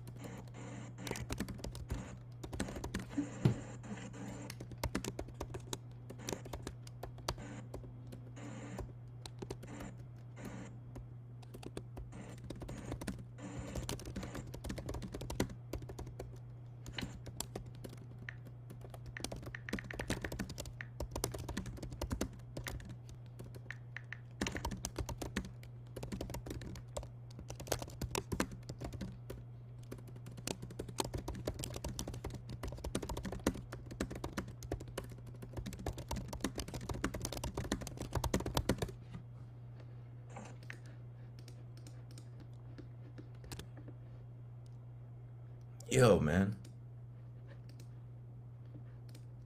You're. What's up? I'm really waiting on you, but hold on, nigga. Calm no bitch ass down, nigga. Jesus Christ.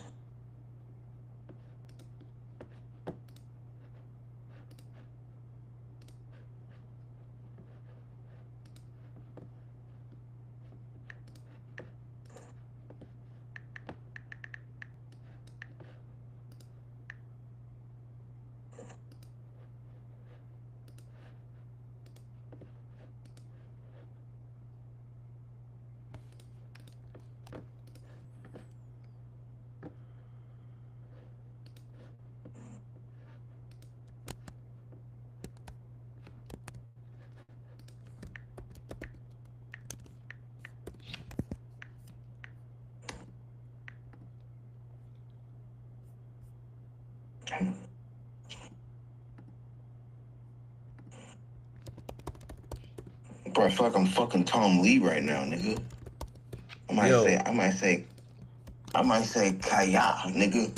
Bro, you know what's crazy is watching Speed really showed me how much I need a fucking team, and how much if your team is literally slacking off, like it just makes the whole thing fall, and it's kind of fucking crazy, bro. It's so That's what fucking, you trying to say?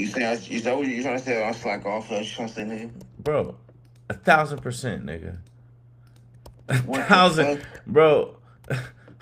What the What? fuck? What the fuck? Bro, I'm recording everything. You got a fucking calculator on the screen right now. What are you doing? I'm trying to calculate how many Solana. Bro, then calculate it through Iris. Like, do anything, bro. Anything. Just do anything. Bro, Bro, ask Iris what you're doing. Like, bro, do what you're doing through Iris. Like, it's like, where are you so stupid? I don't understand where does, Iris is not gonna know this shit, isn't bro, it? yes, it Iris doesn't have will. access to Ask real-time it, you data. fucking idiot. Ask it. You dumbass. You Bro, don't know it's this not- shit. That's why. That's exactly why we're dealing with this, because you don't know it.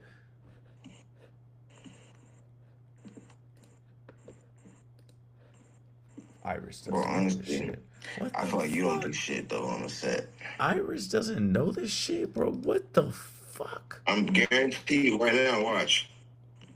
Uh, uh.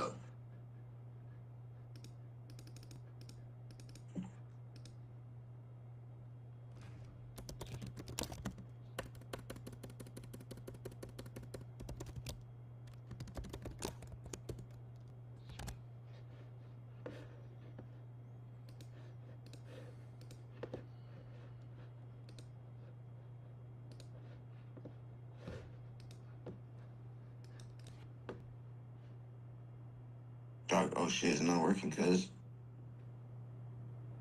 Come on, man.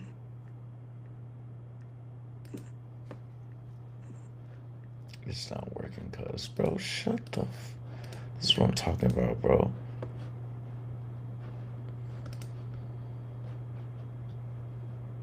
This speed stream has taught me a lot. Taught me a lot, nigga. The fuck is going All right, so on? what do I do? I go right to Iris. How do I see like things like, okay, I'm here. I want to go to a chat. I press the square. Bam, I'm with Olivia now. I just chatted up with Olivia right now. Fuck it. Make sure she's got GPT-5 Nano on her. But it's all good. How do I do that? Just who cares? Who No, cares? man, Just I'm go. approaching this like a fucking regular motherfucker, man. You know what I'm saying? Yeah. You don't be thinking like that, man. I'll make sure she's got GPT-5 on her. Man, come on, bro. I need to calculate how many Solana per Ain't nothing share crazy. STSS stock owns if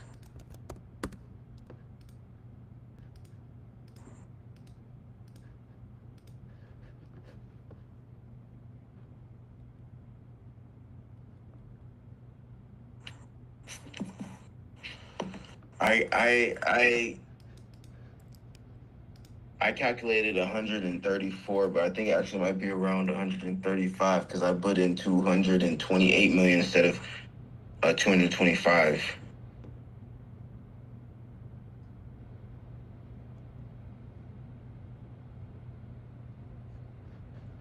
Say search online. Hold on, man, what the fuck it said, nigga? Did you even read what it said? Yeah, I saw. I just watched it.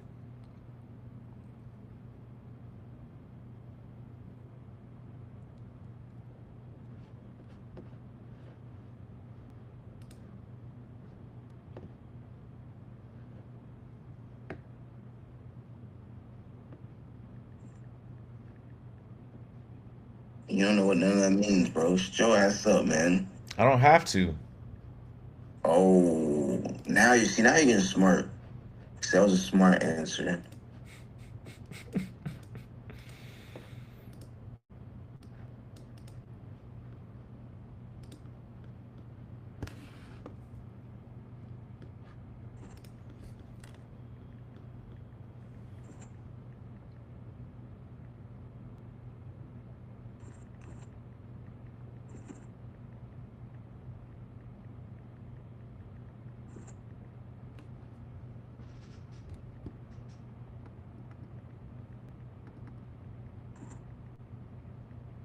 Bro, I think this is what I'm on to right now. Is like, I think this could be nuts. It could be insane. Seriously.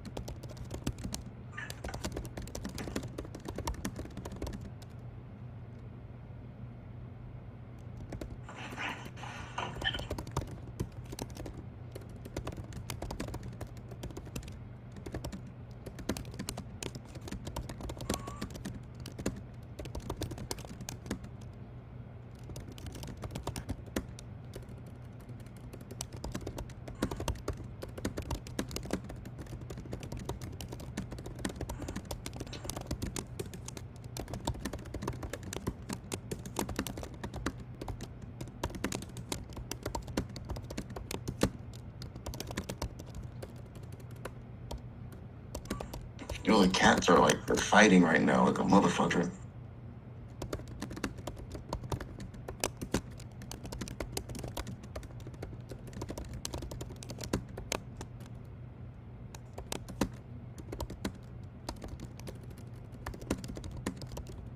Dark Roach's ass.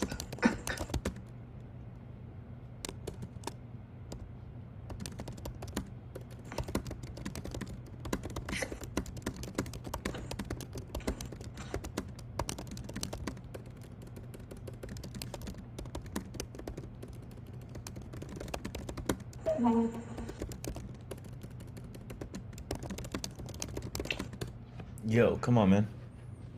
Oh. Shut your ass up, man.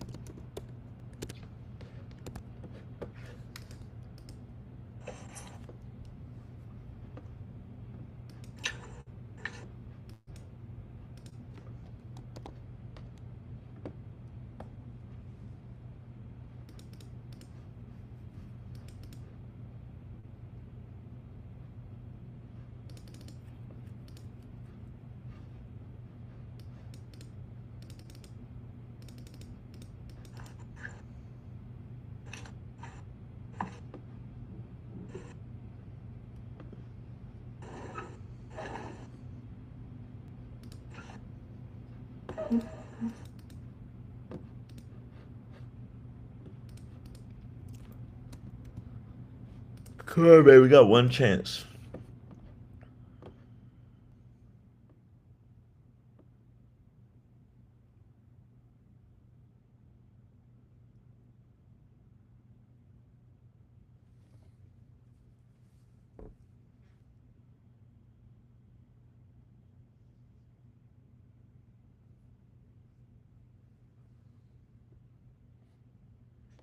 Yo, look at it.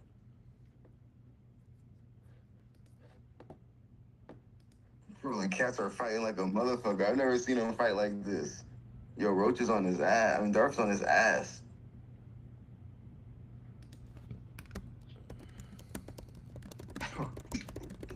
Yeah, I don't know what's going on.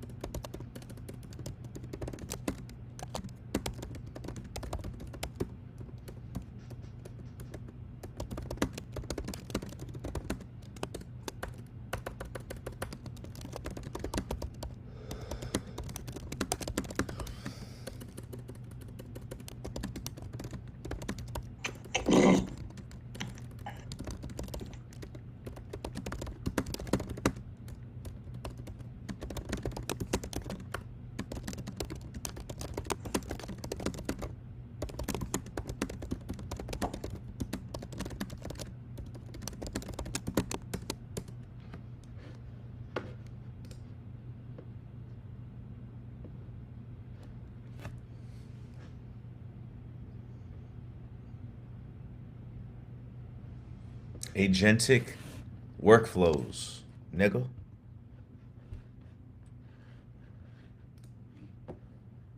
So it asked me to actually insert the figures, but I'm just telling it to search the internet and do it itself. Does that work, right? Yeah.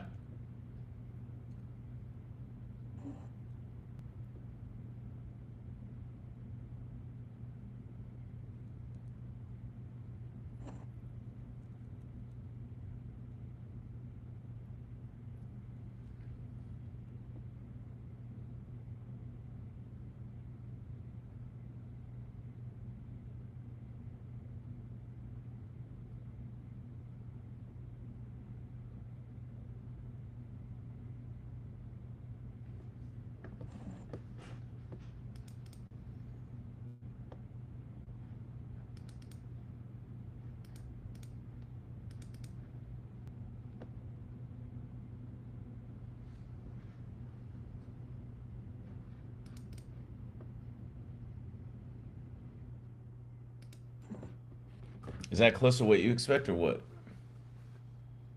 So, what I'm looking for is actual per share, right? How many Solana do they own per shares outstanding? So how many Solana do they own per share outstanding?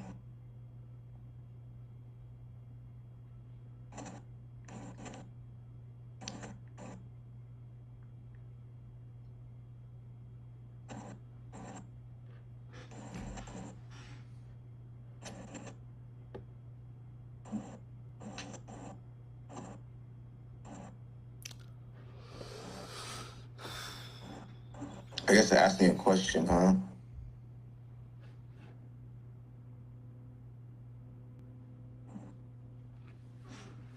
So it should just automatically pull up the price of Solana currently.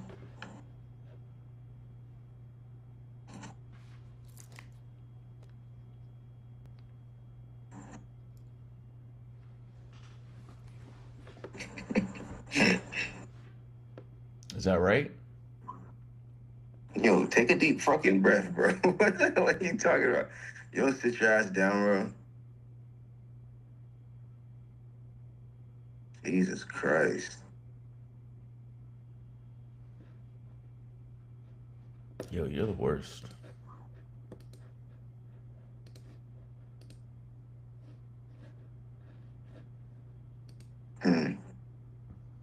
Wow.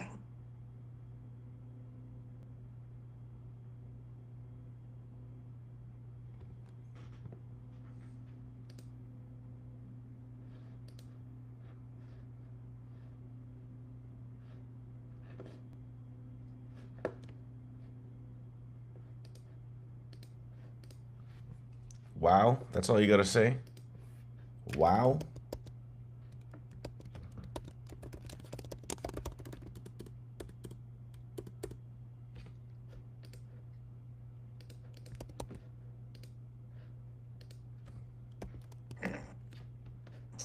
So it gave me what it would be if it was from shares outstanding, if it's based on the flow, and then common practice EOP shares. I don't know what EOP means. Ask it.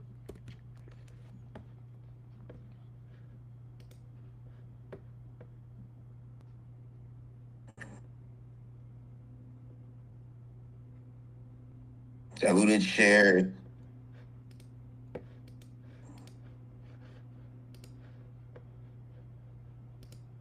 I can't scroll no more.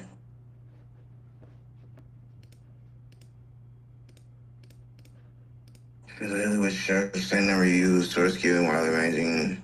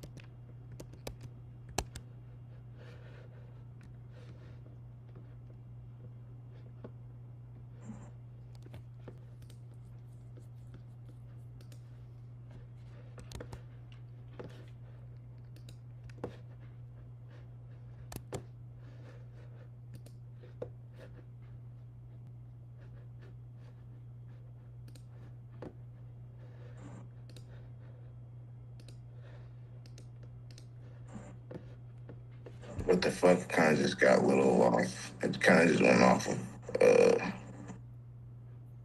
Scroll down.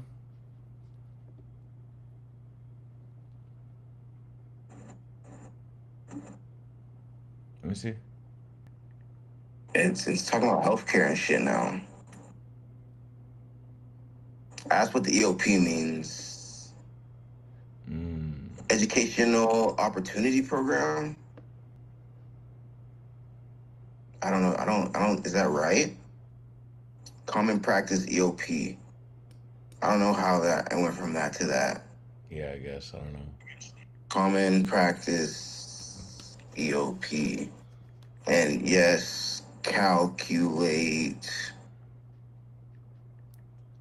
Here, do this though. Scroll up, scroll up. Copy the original, the message back up there. Like, yeah, hover over that. Look, like, click on the text. Oh, scroll down a little. All right, yeah, click the copy button. Now scroll down and then paste that in there.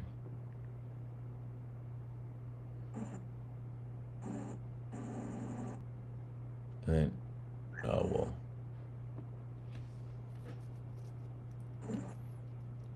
I gotta figure, you know what? I'm gonna figure out how to like go back in the messages and like delete messages in the chat. Cause there's shit like this that happens where like, you know, the response may suck. So you shouldn't have to like, you know, it should be easier to just like remove that response and then just go back to a previous state.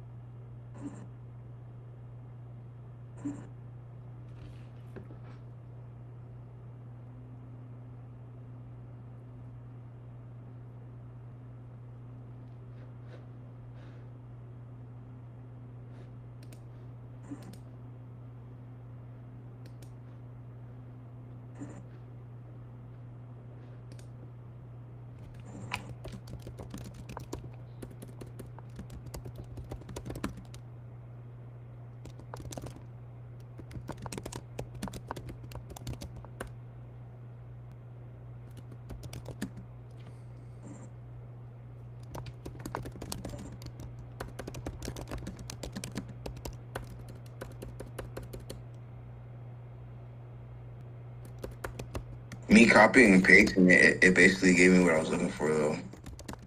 Mm. Interesting.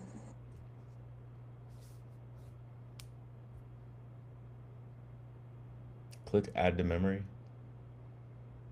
Or you don't have to, but yeah, I don't know. That's all I was trying to get you to do is just do whatever the fuck you're trying to do, but do it in that.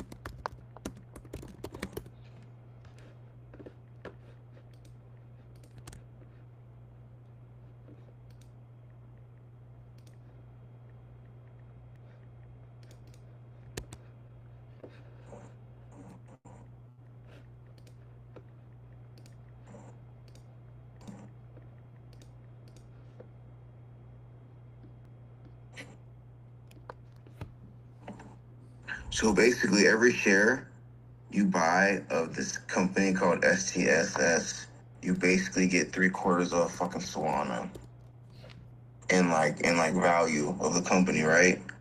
Mm-hmm.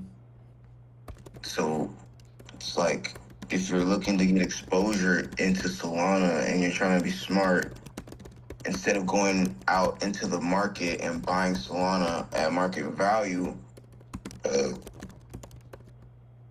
you can literally just get with like a treasury, you know, that's trading, fucking less than what it's actually holding in actual assets type shit. So it's basically like a discount on the stock if you're really looking at it. You know, if the market cap of a company, so the market cap is like 200 million and fucking it has $400 million worth of Solana, that's a fucking almost like $170 million discount on all its Solana holdings currently at its market price, right? Hmm. And if you kind of take it to the next level, because because it gave shares outstanding. That is just the shares outstanding. So the shares outstanding don't really shares outstanding is all the shares that make up the company together times the current stock price. But the thing is that STSS only has 1 million shares in the float. So right now there's only like 1 million shares able to be traded of the company, and the other 24 million are just basically held by like, you know, board members and etc. So if you calculated like that with one, so if you calculated it as like 1 million shares instead of the 25 million, it'd be actually every share they would have 4 million Solana, and that's as long as they don't have any share offerings of anything like that, you know, where they sell shares into the market, which you can do as well, and which usually drops the price of a stock. Because they're basically, you know, selling shares. So like say they got 25 million shares that make up the company, but only 1 million of those shares are able to get traded on the public market. So say they want to sell 2 million more shares, they'll sell 2 million shares into the market or offer it on like a public market offering. And so then their float would now be 3 million. So now there'd be 3 million shares able to be traded of that company publicly. But like each stock's different, you know what I'm saying? But this is just like the fucking numbers on this one. But right now it's only 1 million. So if it's 1 million and you do the same math, it's 4 Solana per share you're actually owning. So every fucking share I buy at $8 right now, currently where it's at, every share I buy at $8 right now, at its current levels of the float, you can calculate that you actually have the exposure to this company's you have 4 Solanas basically for every share of that company you have. You basically have 4 Solanas, if that makes sense, you know? So what happens is like people will start to see that and they'll be like, oh shit, what the fuck, that's cheap. And then so people start buying that shit up, and that's how things start having like, you know, times earnings, right? Or like times like, you know, revenues or some shit like that. So like, you know, so right now you would say that this company's trading below its like, you know, earnings, or like not earnings, fucking below its current revenue. You know, it's trading way below its future potential like revenue. So in a year from now, a year or two from now, and like, you know, it starts receiving its revenue from, first of all, you earn 10% staking Solana. So if they have $200 million worth of Solana staked, I mean, every year they're gonna what is that, 20 million bucks? So they're gonna make $20 million just off having Solana staked. Damn. And that's just if they and that's really not that much money though. But still, it's like that's good though, you know. Because like, you know, you could take that and like pay dividends, and like when you take that money, pay dividends, it makes your stock more attractive, which continues to like pump your stock up. But right now, what this shit just basically calculated is that, you know, if I was to say the float is based on the float, yeah, like so every share you own is basically at its current value owning like 4 Solanas of that company. It's kind of interesting.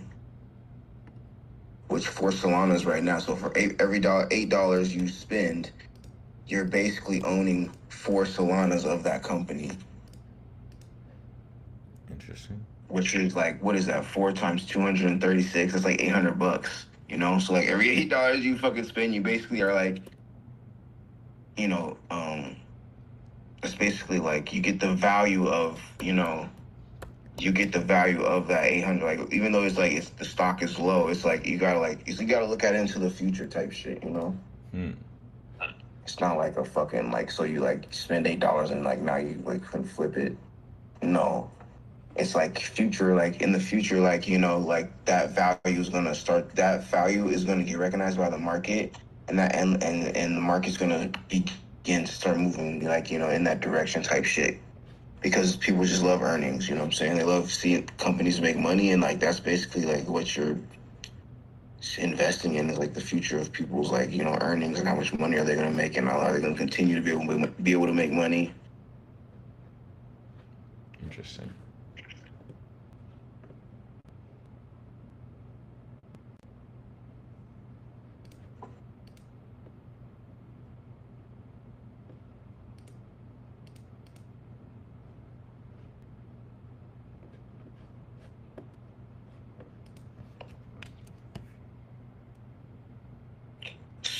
So like here's another, so here's this company Bitminer.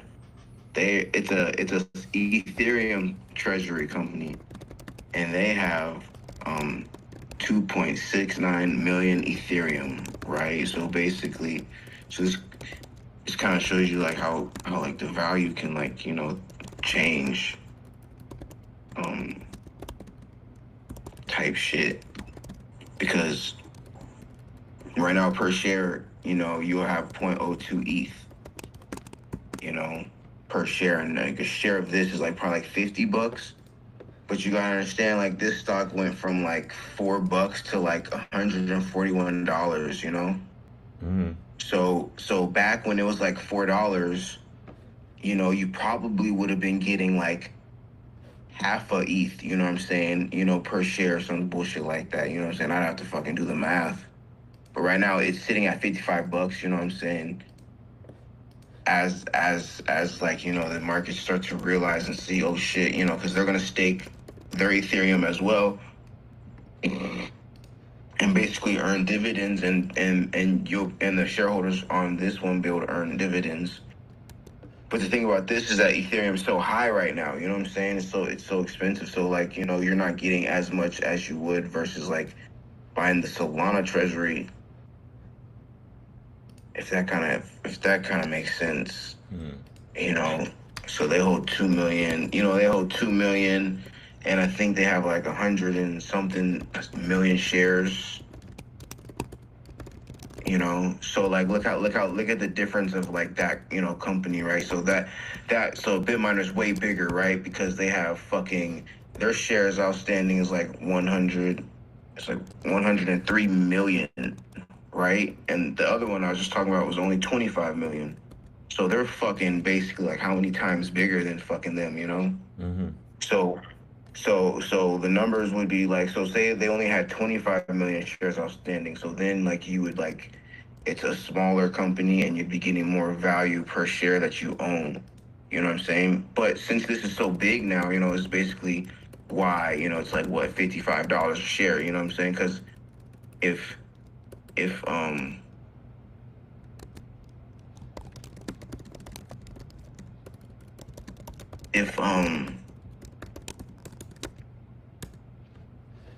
wait, that's not their market cap though. But basically if they were to execute all of theirs, you know what I'm saying? Or not execute, but if they were to like, you know, basically increase their like, you know, shares outstanding, is just like, you know, make a bigger company, but it would kind of dilute like my shares as a shareholder. So like that's where like shares outstanding starts to come into play when you're buying stocks, because, you know, there's a lot of shares with this company. So like, you know, and I don't know how, I don't even know what the float is. I don't know what the float is.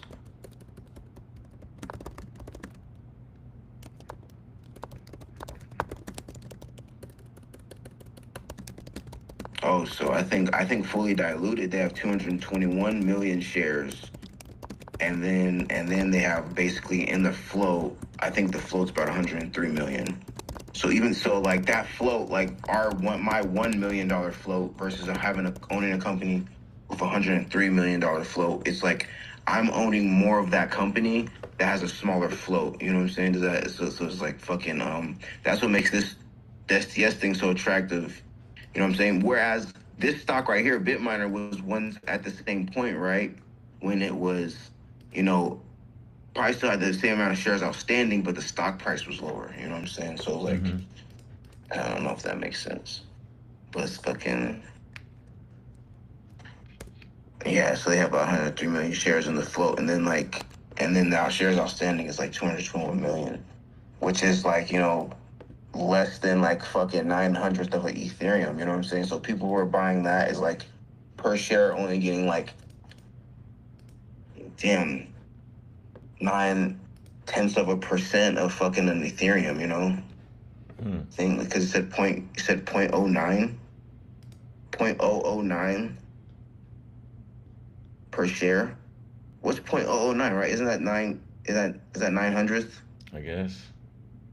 of 1%? Because that one would be a no. I don't know. It's like less than fucking. You know what I'm saying?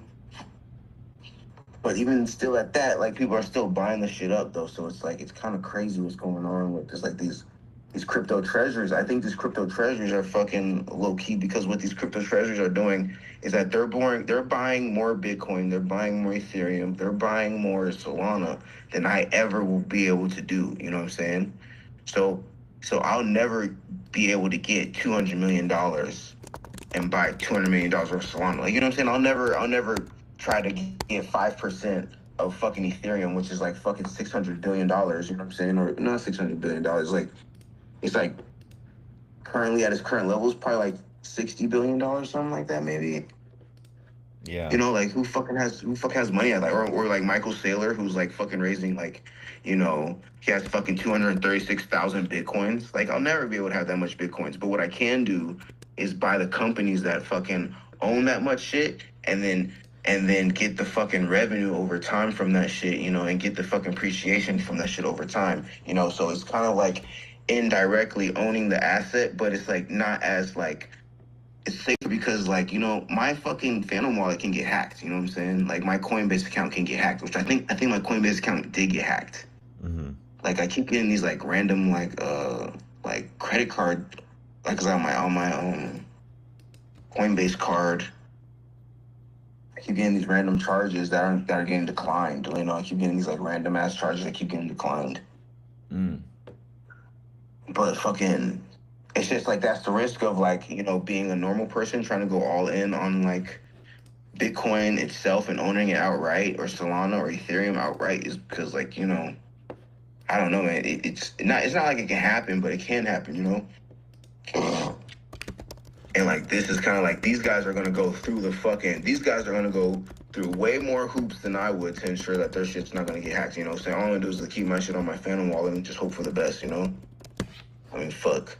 But these guys are big institutions and they're fucking getting behind this fucking crypto shit, bro. It's kind of a, you know, I don't know, changing tide type shit. And if you really start breaking down the numbers on some of these like market caps and shares outstanding, it actually makes more sense to buy these at like, you know, $8 a share or even MicroStrategy at like $300 a share because you're just never gonna get to the point where you have so much money where you're spending. You know, it's like MicroStrategy is gonna be the if Bitcoin sees out right and actually goes on to $1 million a fucking coin, MicroStrategy is gonna be the most valuable company in the world. I don't give a fuck what anybody's doing. I don't give a fuck what technology you have.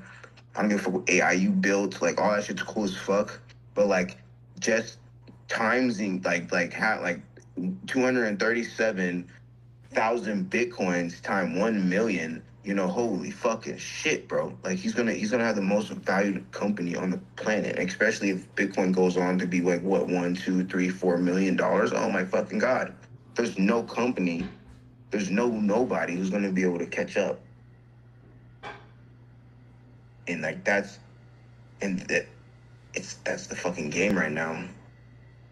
That's like if you're really smart and like that's what these hedge fund guys are. They're really smart and they have access to capital and people are gonna fucking give them all kind of money to fucking do whatever the fuck they want to do. This is what's kind of happening.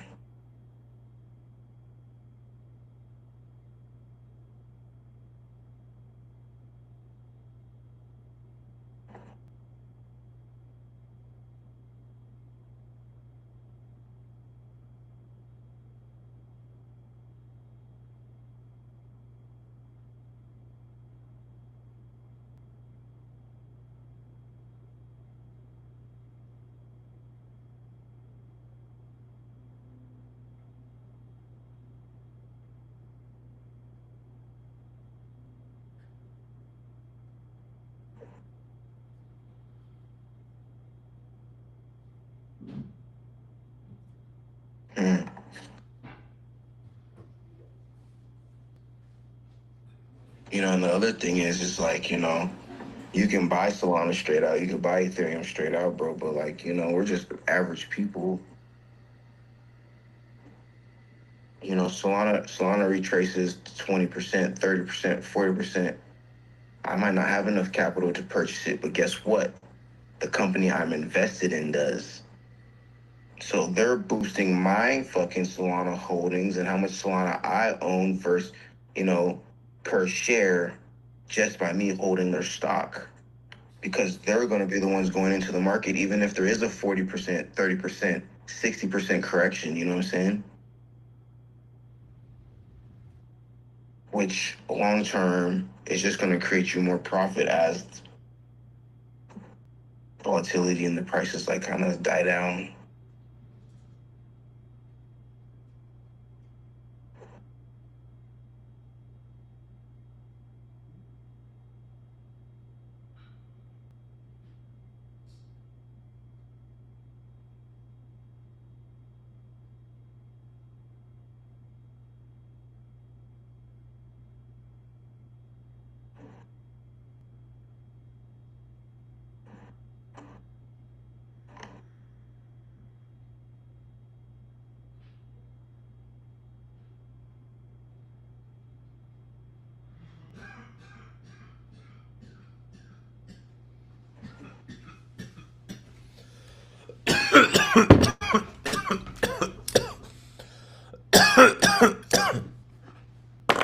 So you're saying MicroStrategy is a strategy?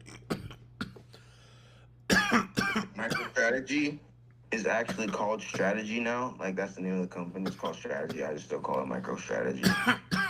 Yeah, MicroStrategy is the strategy. Like, seriously, like if you were like a I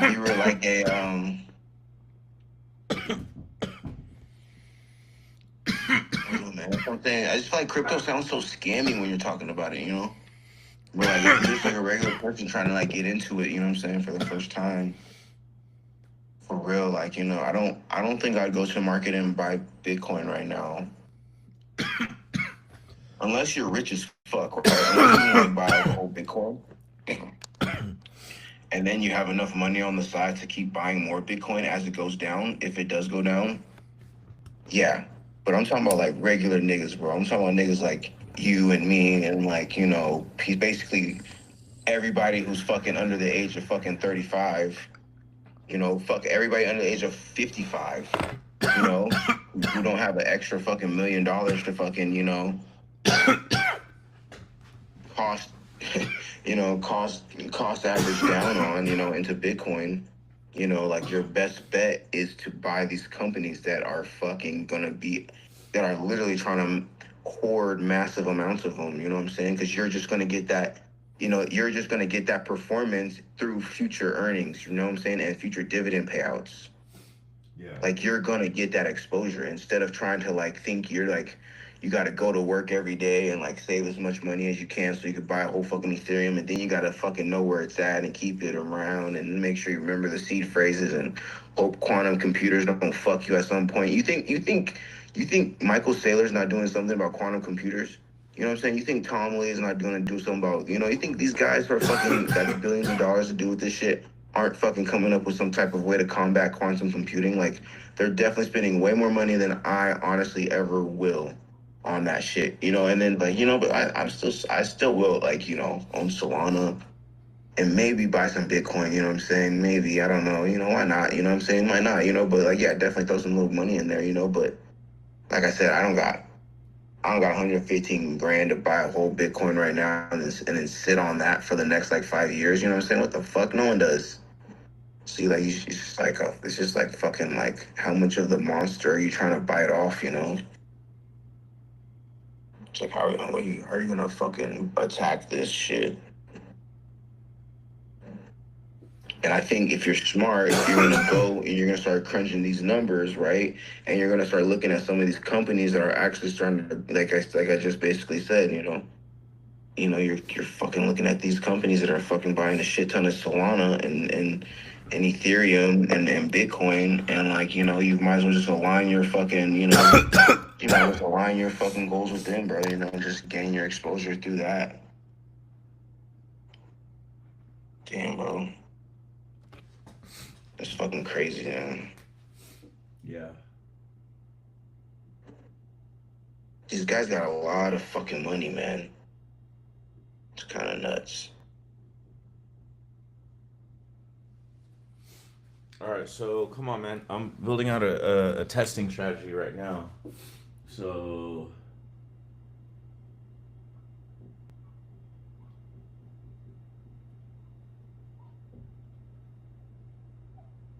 I'm realizing if I record our stuff and put it into Scribe, and then I drop it in Discord, that's the best testing strategy, right? Because then you don't even have to go into the site. You could just look at it and start asking questions. I guess so, yeah.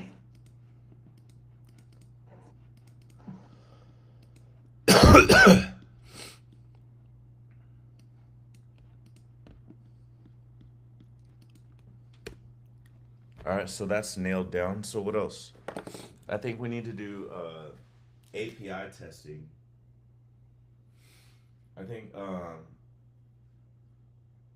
think over everything we need to do API and PHP testing. So what that means is like we have that means like because I noticed with Cloud Code I can code with I can have it like I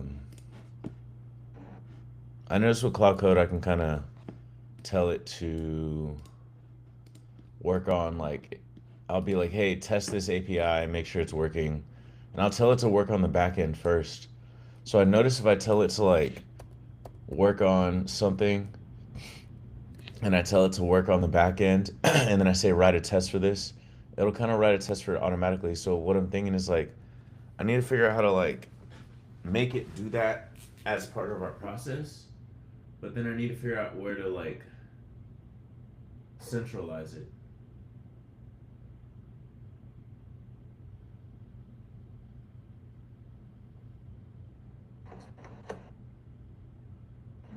And it just needs to be npm run test. It should be super simple. npm run test.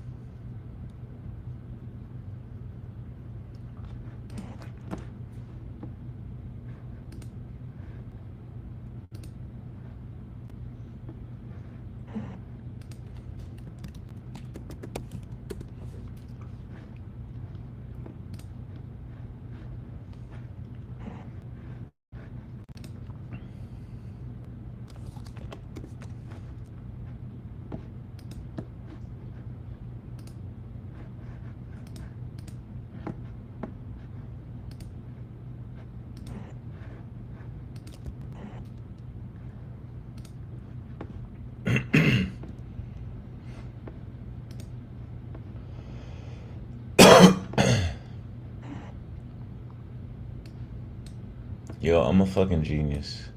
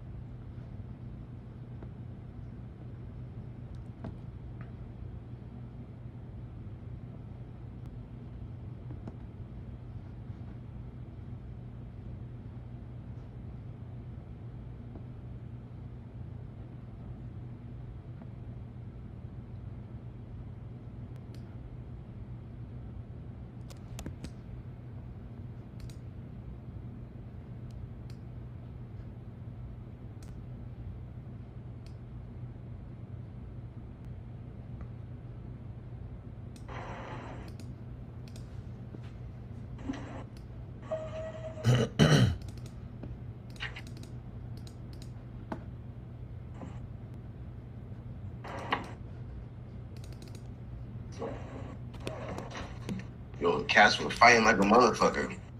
Roach and Darth or what? Yeah. Yeah, they're fucking. Yo, Dark was on his ass.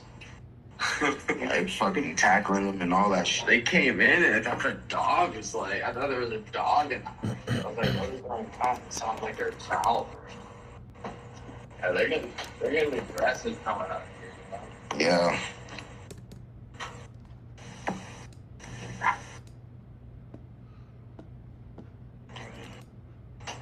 That's crazy.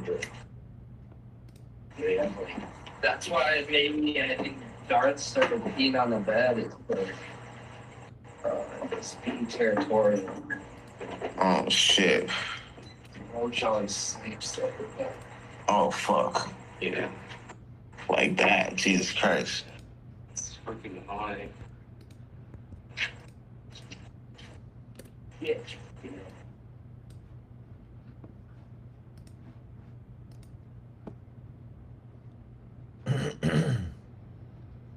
Yo. Yo. All right. So where we at?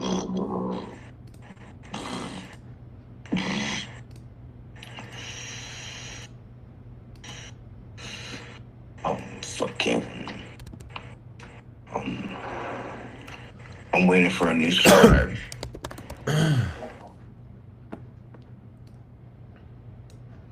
I mean, what? Okay. So what do we need to look at now? What do you think? The agents or the? I guess CRM is going to be the biggest one because we have a demo on Thursday and people want to see the CRM.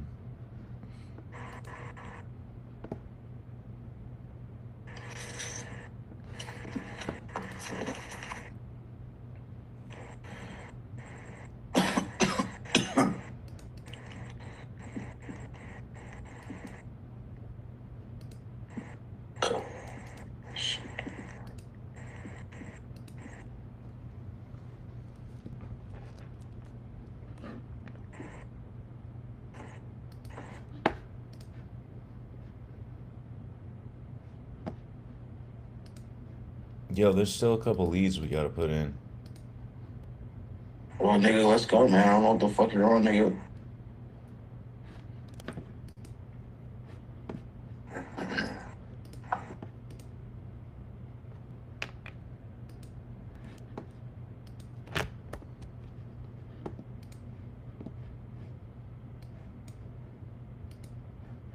Man. Most common. Oh, they were thieves, expedited car.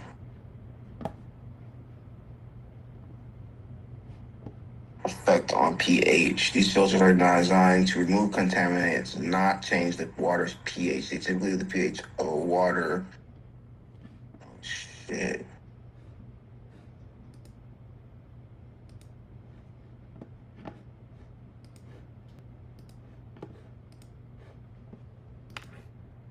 Wow.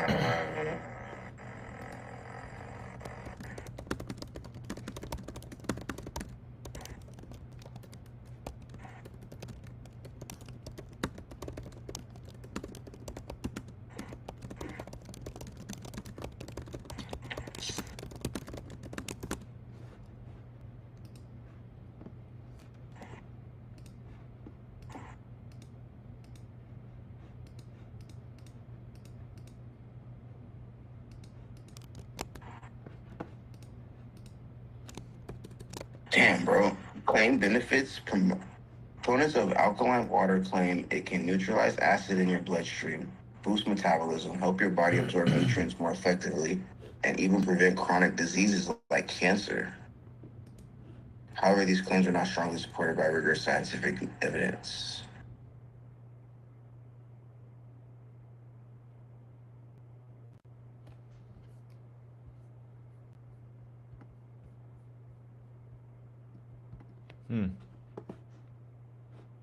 It's saying the acid in your stomach will neutralize any alkaline water you drink. That's the scientific view.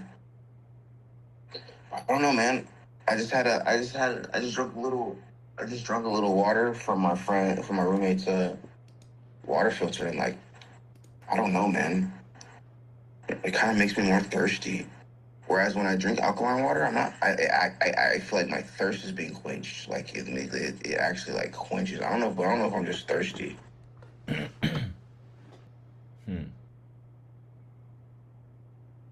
Yo, why don't you ask Iris this? Iris is stupid, man. Bro, shut up. Go back. I'm trying to. Can Iris hear us right now? I'm just kidding, Iris. You're not stupid, cause Bro, click on the gear icon at the top. Can't believe you say Iris is stupid. I hate you. If you're saying Iris is stupid, then you're basically saying the whole entire AI industry is stupid. Dumbass nigga.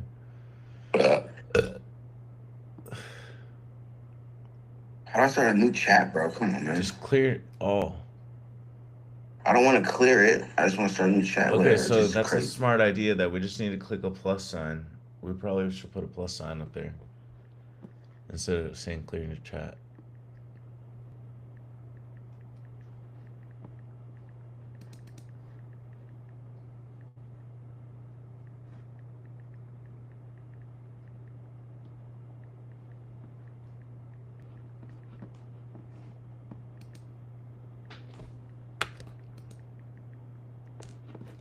So as I use it, am I making it smarter, or is it just like fucking answering what I'm telling it? We'll get to that. I'm planning on doing that, but now that I have the settings really working good, I'm gonna make it where they turn it on, and then periodically it's gonna be saving to the memory automatically so that it gets smarter. Yes. But right now it's off because I don't want to just add shit to the memory automatically, you know? Like I want to, you know.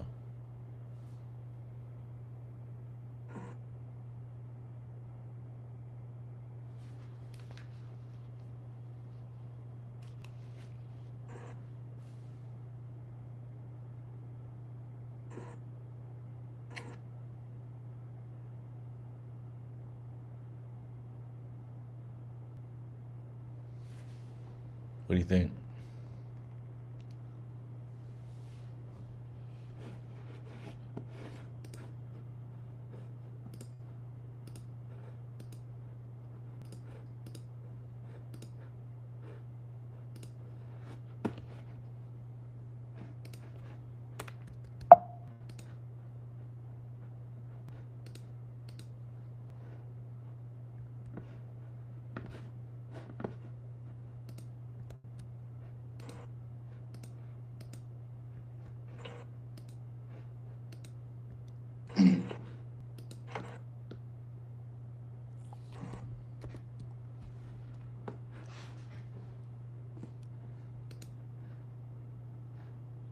I guess that's pretty good, you know. And I feel like the more you want, you know, you kind of have to, you know, go into it, which I'm sure it would do. Go. I mean, yeah. Look, go into click the gear icon. Click on edit agent.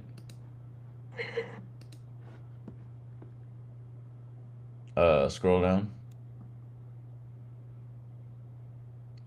So scroll down, click on the bottom or anywhere, and just add some. Yeah, go into communication patterns.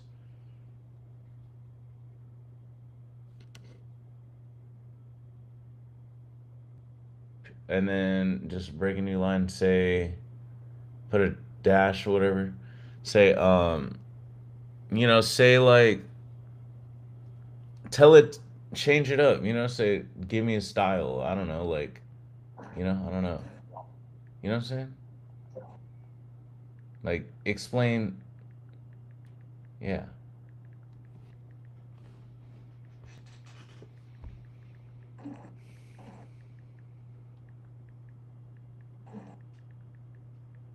Okay, now what? No, this is the training. See where it says, how should this agent behave and respond? So tell it to like, say this. Say, give me give me tables. Like, show me data in tables. with data. Say tables with data.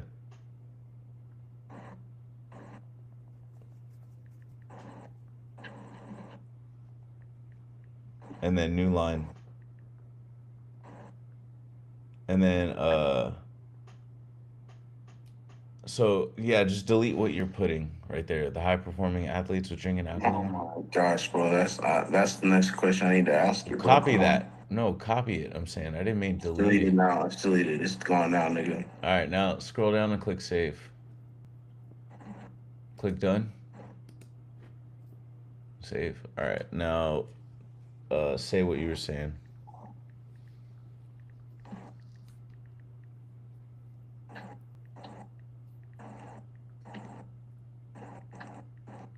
Do and then say search 3 times or something. Do 3 extensive searches.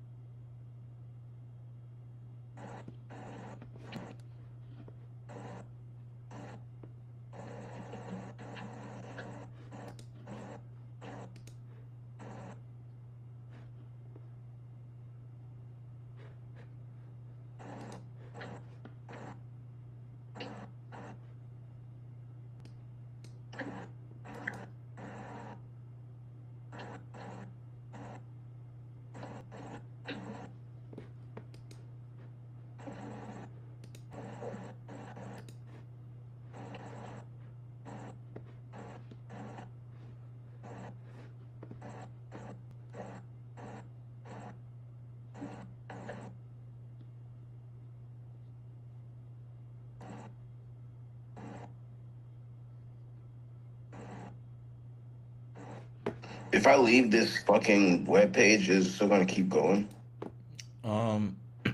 I don't know.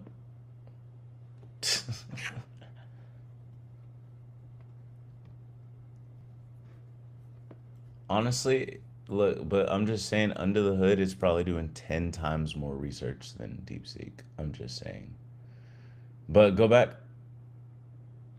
DeepSeek could never do this though because like they would yeah, I just can't explain. They would be like, "Yo, you've hit your limits."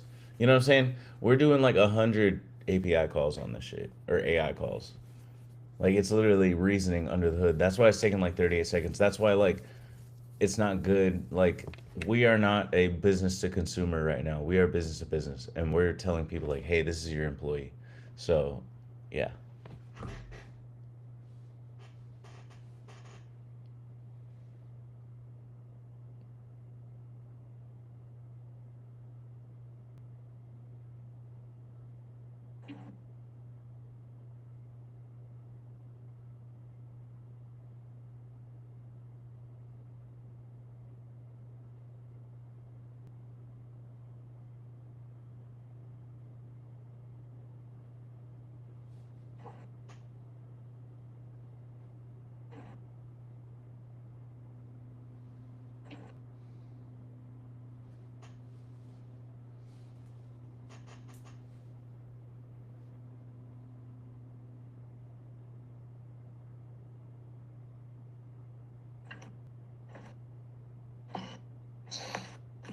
Do you even know what any of that means? What the fuck just happened? Bro, just click the square at the bottom.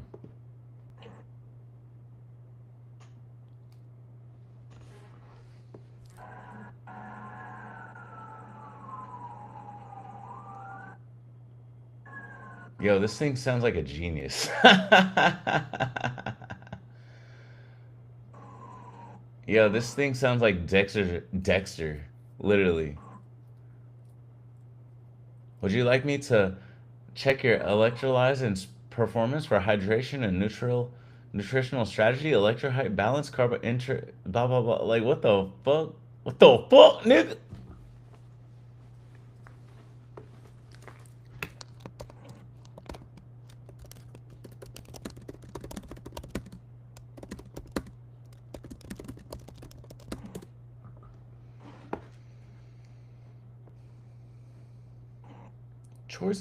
Choosing formulation thoughtfully, mineral-based alkaline water and electrolyzed alkaline water. Hydration metrics, plasma osmolality.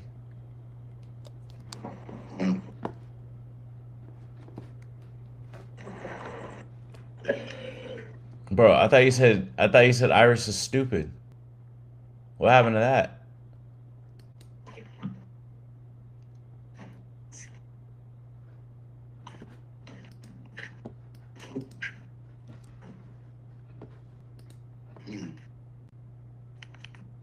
You said what? You said what, Nick?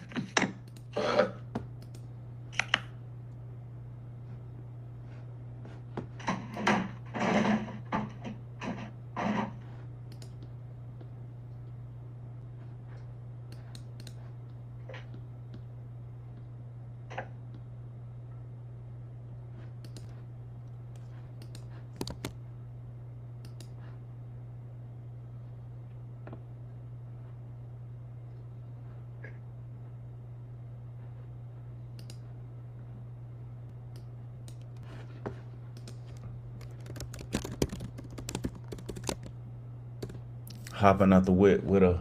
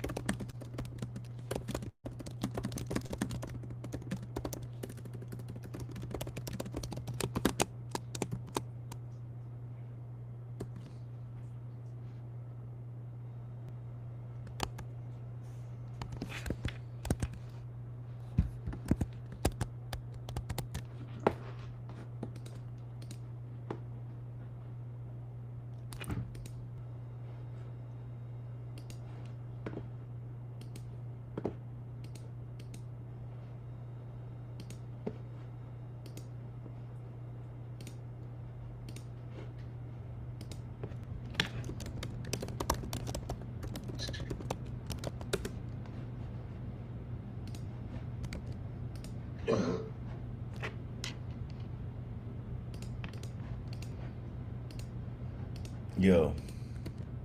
Yeah. All right, so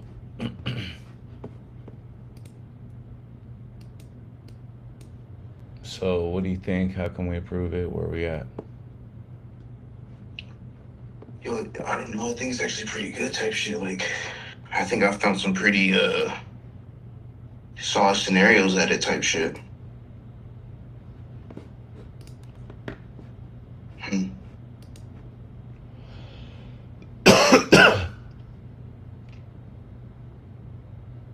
I don't know how more in depth the scenarios could get type shit, you know? Like, those are some pretty good scenarios, you know? Shit.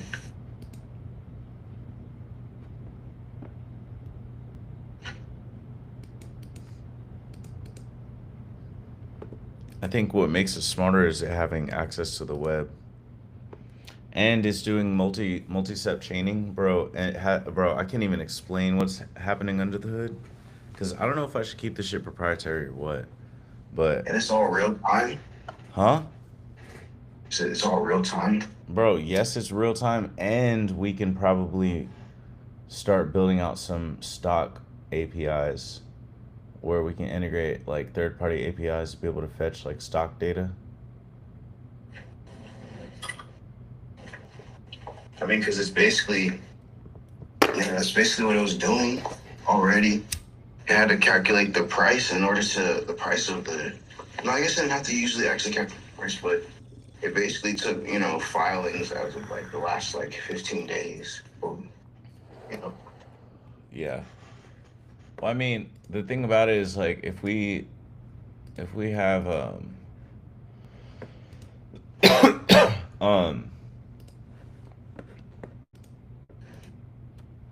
if we have like a stock price API in there and you can just turn it on for the agents, then we'll get more accurate data than just regular like search results. Like we're gonna get more in depth, like real data points. That's what I'm saying. But we just need the reason to build it. We need a client, you know? and then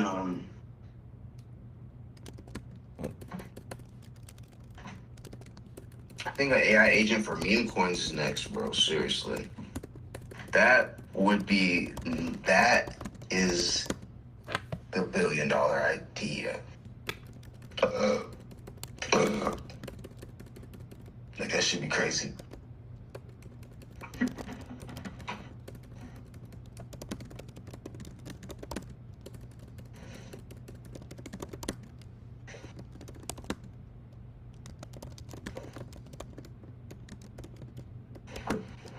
So don't wear tank tops in meetings.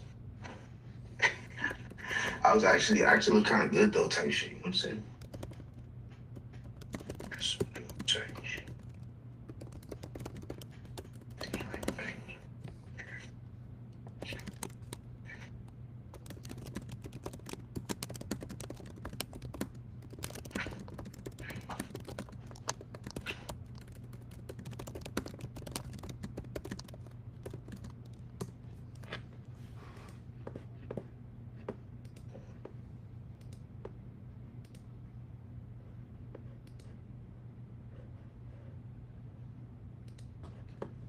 $26,000, dude.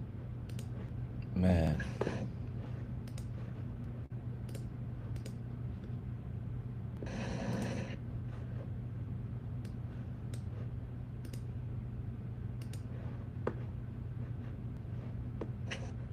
soon. One day, very soon.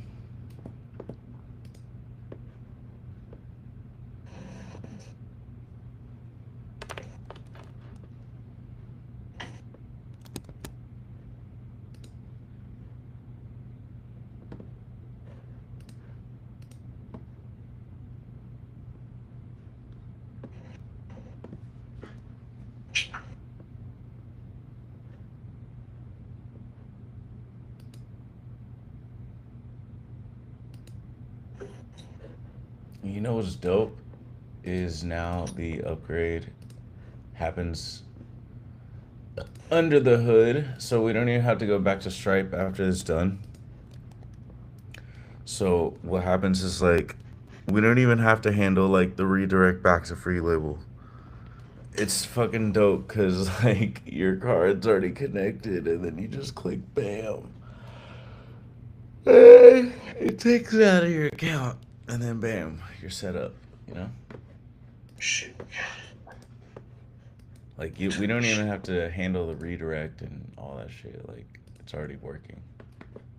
Confused type shit.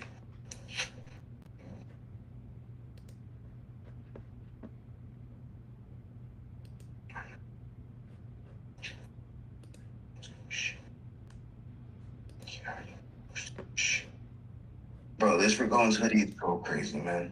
It's fucking nuts. Make me sick. This Ragon's hoodie's like next level, bro. Straight up.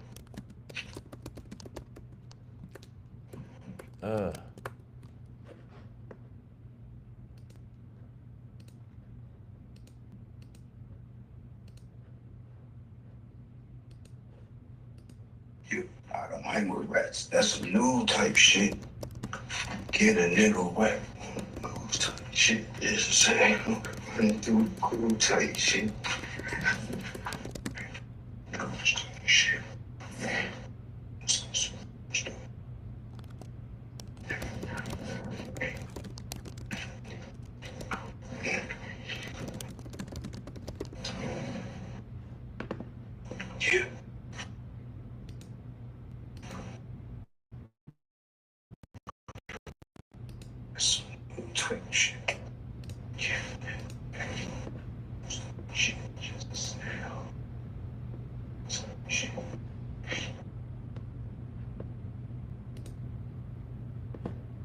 Today's shit.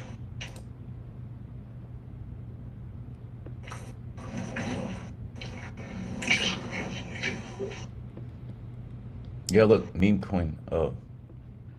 Yo, close it What? real quick. Close it. What? Close that.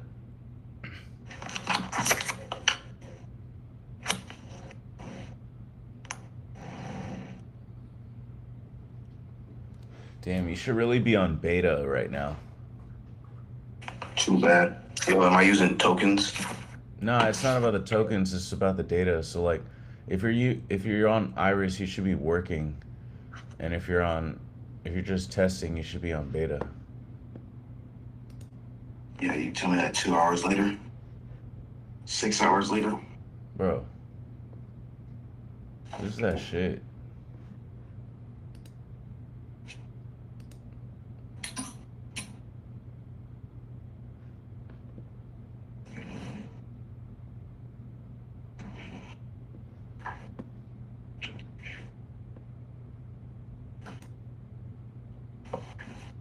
$14-day free trial.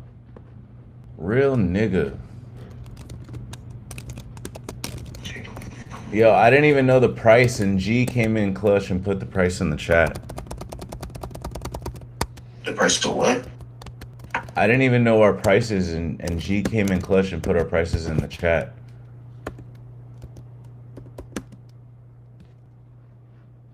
Yeah, and you were asleep.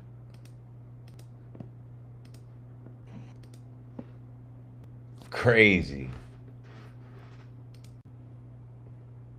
Wait, what prices are we talking about? Bro. Yeah, we're fucking cooked, bro. We're fucking cooked. We're fucking cooked. This is insane. Or it's all your fault, man. You were asleep. I didn't even know our prices. Bro, come on, man. This is fucking Yeah, insane. he pulled it up for you. Yeah. Was I supposed to? Is that where I was supposed to come in? Like, yeah, fuck yeah, right, nigga. Shut up, nigga. You tell me, Chat. motherfucker. Pack that shit up, nigga.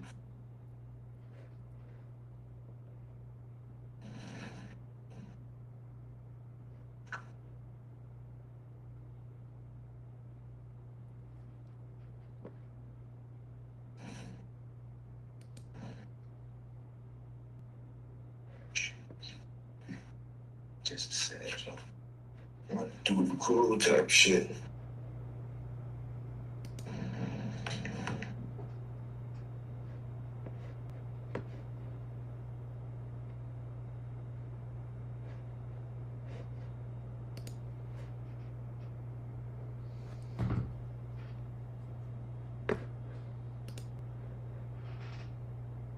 Sugar on drink, cold.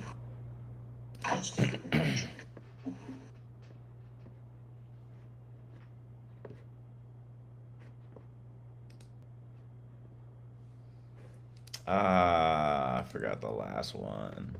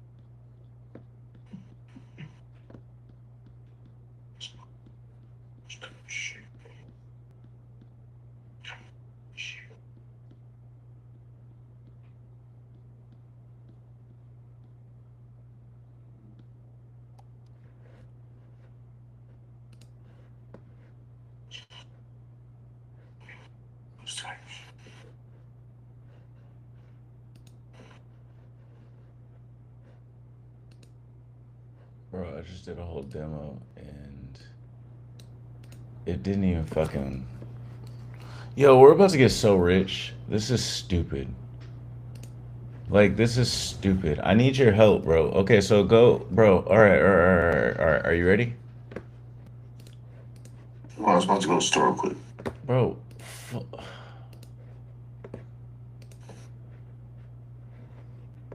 Dig what I'm saying. Bro. What the fuck is going on? What happened?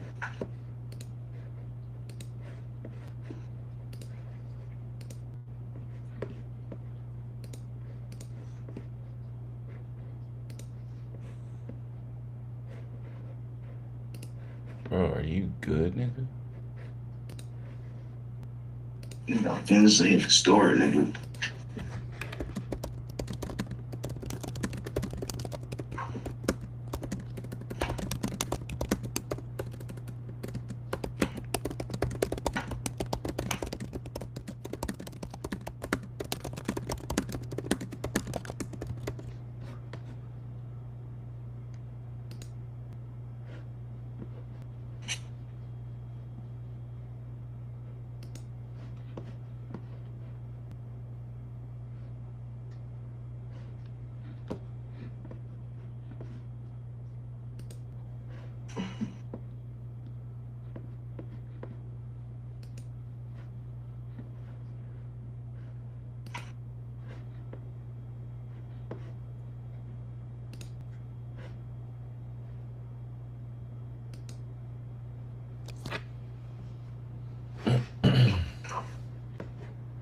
Yo, listen, I don't think anybody noticed I fell asleep though, for real. Bro, I got the videos, man. It's okay. You might, bro, this is crazy. We might go viral, bro. I'm on a beam for real. Yeah, you are. I'm on a beam for real.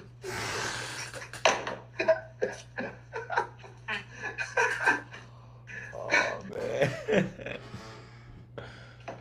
Oh, that's crazy.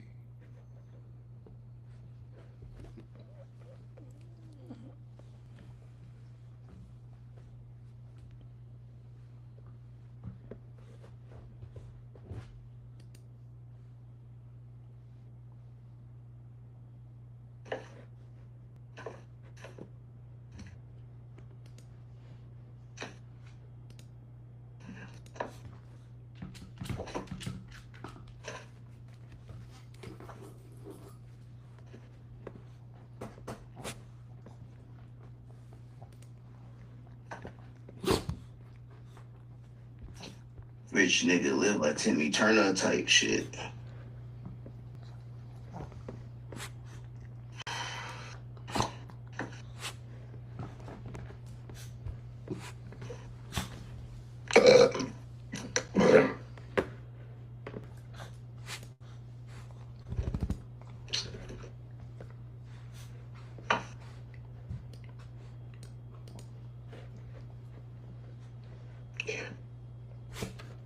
I don't hang with Reds. That's some new type shit.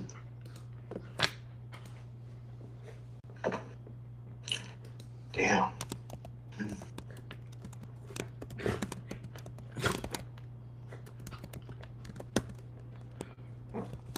You know, I'll be right back. All right.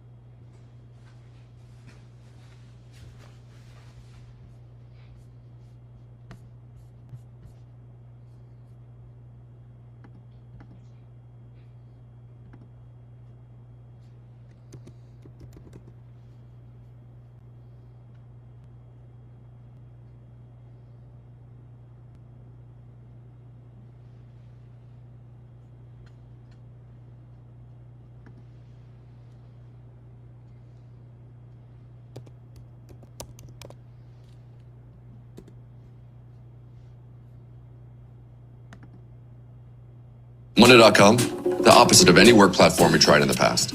We tried other work management platforms, not naming it. I walk around with that pack on me, that slack on me. Niggas be like, goddamn, y'all always flee. I walk around with that pack on me, that slack on me. Niggas be like, goddamn, y'all always flee.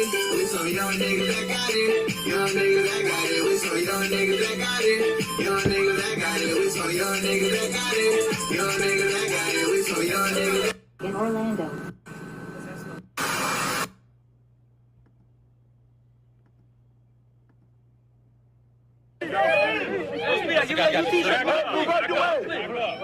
Move out the way. Speed, man. That's crazy. Out the way. Back up. Back up. Hey, speed, man. All right. Back up. Hey, you tee up, bro. Right.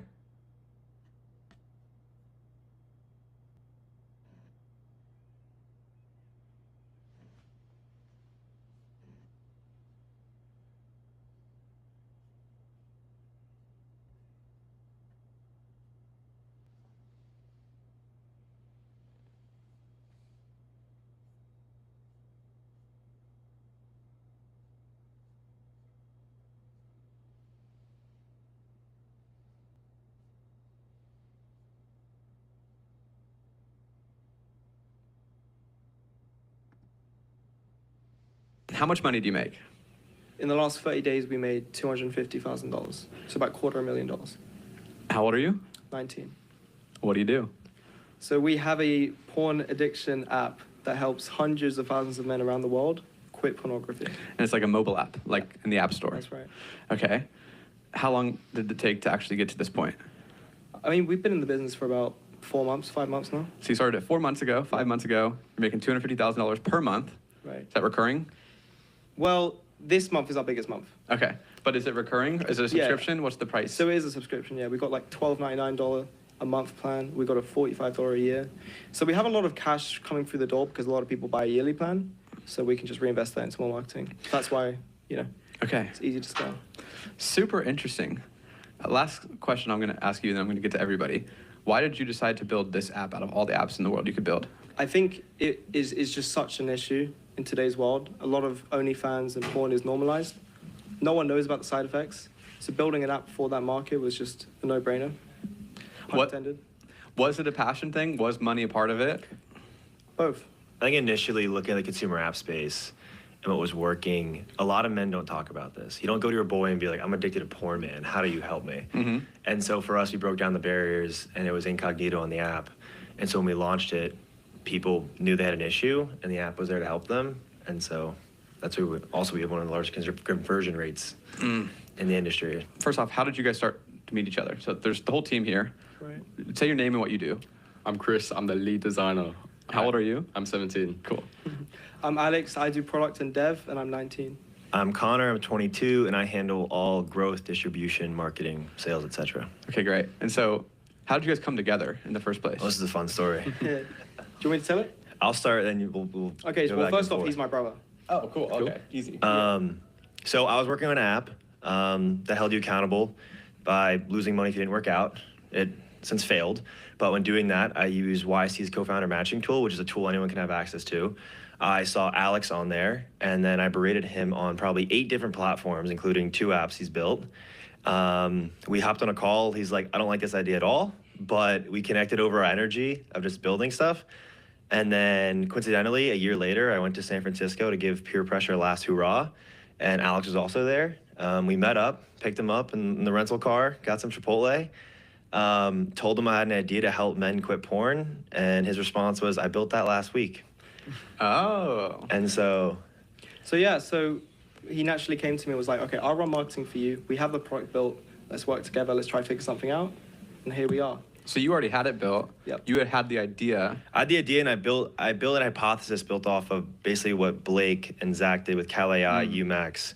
Dove into that, built my own hypothesis on top of it, and was like, I know how to market this. And then come late August, early September, they were broke at the time, and I took the only $3,000 I had in my bank account, and we turned it into $37K our first month. That's wild. So you were the hypothesis that like you need a viral, intrinsically viral product, basically, and you found a way to basically make this concept go viral.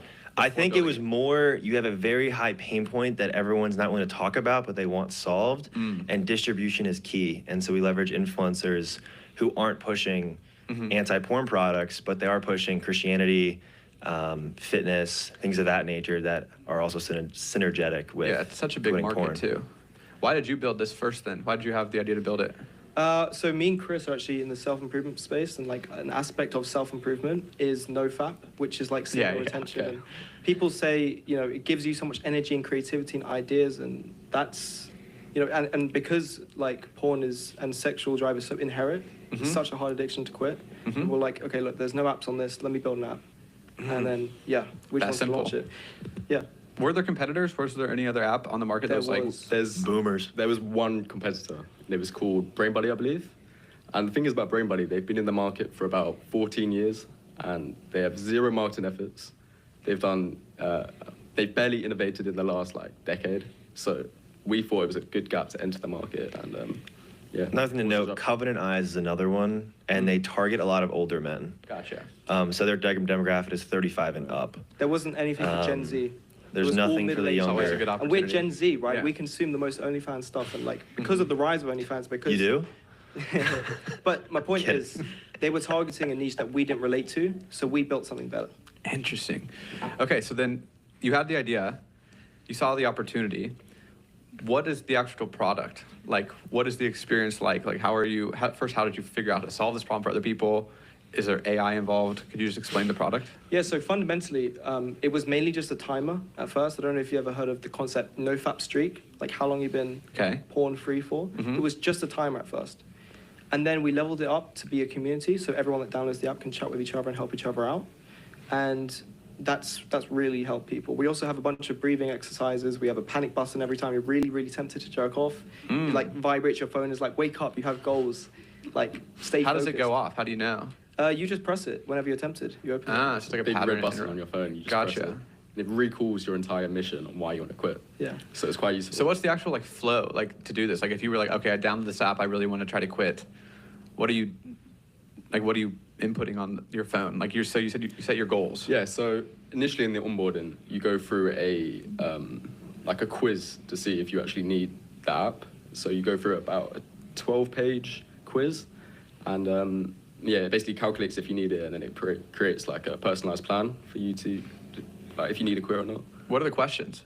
They're oddly specific. Like, has your exposure got more and more like twisted in a way? It's like, how long have you been addicted? When were you exposed to this? Blah, blah, blah, blah, blah. We calculate their responses and show them if they need our app or not. Who would you not say needs the app? I think everyone that consumes porn should have our app. Because it's so destructive. It's so normalized as well. Yeah, it's so normalized. So pretty much everyone, but unless you're clean, then of course you don't. I think part of the trick is if you're downloading the app, you need the app. Okay. And the quiz is a reinforcer that you need so that's what I'm the asking. app. Is it more of like a psychological? Obviously, this is a good thing that people are doing, so there's no foul play here. But is it more like a psychological, mental, getting them to even ask themselves that question to then answer? Because you had this, what we mentioned earlier, this mixed panel onboarding stat, literally 12 different steps. It's 99, 99, 98% people. No one's falling off. Everyone's going through this, and so it's kind of designed to be part of the experience of quitting in and of itself. Yeah. It's super high intent, and because it's such a taboo subject, no one talks about it. So when there is an outlet for them to change and be a better person, they're going to stick with the onboarding. So it's almost like a journal. Yeah. In a way. Anything can change though. If you're overweight, you have to accept the fact that you're fat and you need to hit the gym. So for this, I think it's reinforcing. Accept the fact that you are addicted and you need change, and here's the process to get change and help. Okay, interesting. So walk me through this entire onboarding flow. I really want to understand. So you download the app. Yeah. You open it. Then you were asked a series of 12 questions, basically. Yeah? Mm-hmm. And then once they answer those 12 questions, what happens? So pretty much. Hello. So if you watch my podcast or other online podcasts, you're probably in the world of online business and you probably watch a lot of content on it. As you probably know, making content is one of the most powerful ways to get customers for your business. And it's pretty much all I've done for the last 8 years. I've been able to grow my YouTube channel from 0 to 500,000 subscribers in a very quick time. And I've really seen success in a lot of different formats, a lot of different niches, because I truly understand the psychology of content. So I've decided to make a YouTube program called the YouTube Playbook, where I teach all of it very quickly in less than 2 hours. If you want to get that, it's the first link in the description. It's only $97. I promise it's not some fluffy basic course. It's exactly what I've learned by doing this day in and day out. It's filled with all actionable insights with a psychology first approach. So if you want to check that out, first link in the description, back to the episode. And then once they answer those 12 questions, what happens? So pretty much, it's download the app, then you get through a questionnaire. After you finish the questionnaire, you go to a symptom view, so where you can click which symptoms you have, so like low drive, no longer interested in girls, etc. Then it goes to another page where it shows like testimonials from people that have used our app. Then it goes to another slide where it says all the side effects of consuming porn, and then all the benefits of quitting and how our app will help you do that. And then we ask them for a review, so we rank higher in ASO, so App Store Optimization. Then we hit them with a paywall. And it says, it's time to invest in yourself. And then using their name. It's like, hey, Alex, it's time to invest in yourself. Hit them with a paywall. Now it's like, okay, look, for just $20 or $12.99 a month, I can quit porn forever. So it's such a cheap, exchange for such a great difference in your life. Are you ever even like explaining what the product is or how you actually like the steps to quitting, like after We the explain paywall? the value. Yeah. So the outcome. We're giving them the value and the onboarding of here's what users are saying, here's how it helps, here's what it does.